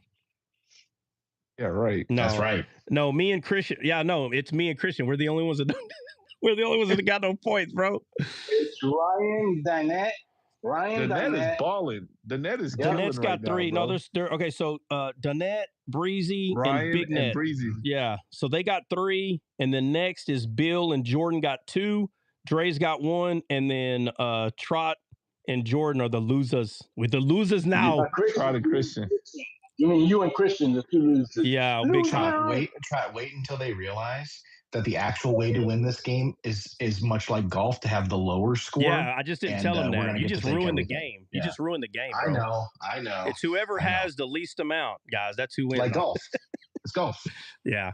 No, so yeah, me and Christian are losing. I better have, you know how sometimes, like, I don't know who it was, but whoever's got 3, one of them got 2 points in one pack. I just can't remember it might be Danette. But no, I think it was Breezy, bro. Was it? I'm like, dude, I need my pack to have like freaking 4. Hey, this weekend though, the Broncos are playing Green Bay. It's a big split in my house. It's a schism in my house this weekend. What? Yeah. The Broncos play Green. Oh man, Broncos are gonna kill them. Hey, and then they play the Bears next week. Green Bay's got 2 losses back to back. I can't wait. I'm gonna order extra pizza and wings for both of these games. It's going to be phenomenal. We got a big schism this weekend. My wife will be in all green and I'll be in all orange. I'd go burn all her stuff. I wouldn't let her wear nothing. I said, you can wear this robe. Make sure that robe is yellow and green. You can wear this robe. Yeah. All right, guys. Hey, let's get to the Discord chat. Let's get to the Rip and Scales chat and put the time that is best for you to rip. And I'm just letting you know right now, for me, it's from now to, well, right now, I can do it right now, but most of us got to kind of be on the same page. So, all right, make sure you put that in the chat as quick as you can. And after about 5 minutes, if you see someone's not put, please hit them up and say, hey, we need to know if you can rip today, because then you're going to be like Christian in the loser section. Man, I don't have an exact time because my wife is not going to run errands, but I'm telling you, when the game starts, I'll be home for sure because she knows I'm watching this game. What time's the game? Is it at 7? Let me look. I think it's 6. Is that 6? 7. I don't know. Look. It's 7:15. Okay, it's a 7:15. 7:15. 7:15 your time is 6:15 my time. All right, guys. We'll see you in the Rip and Scales room. God bless. We'll see you. Yeah.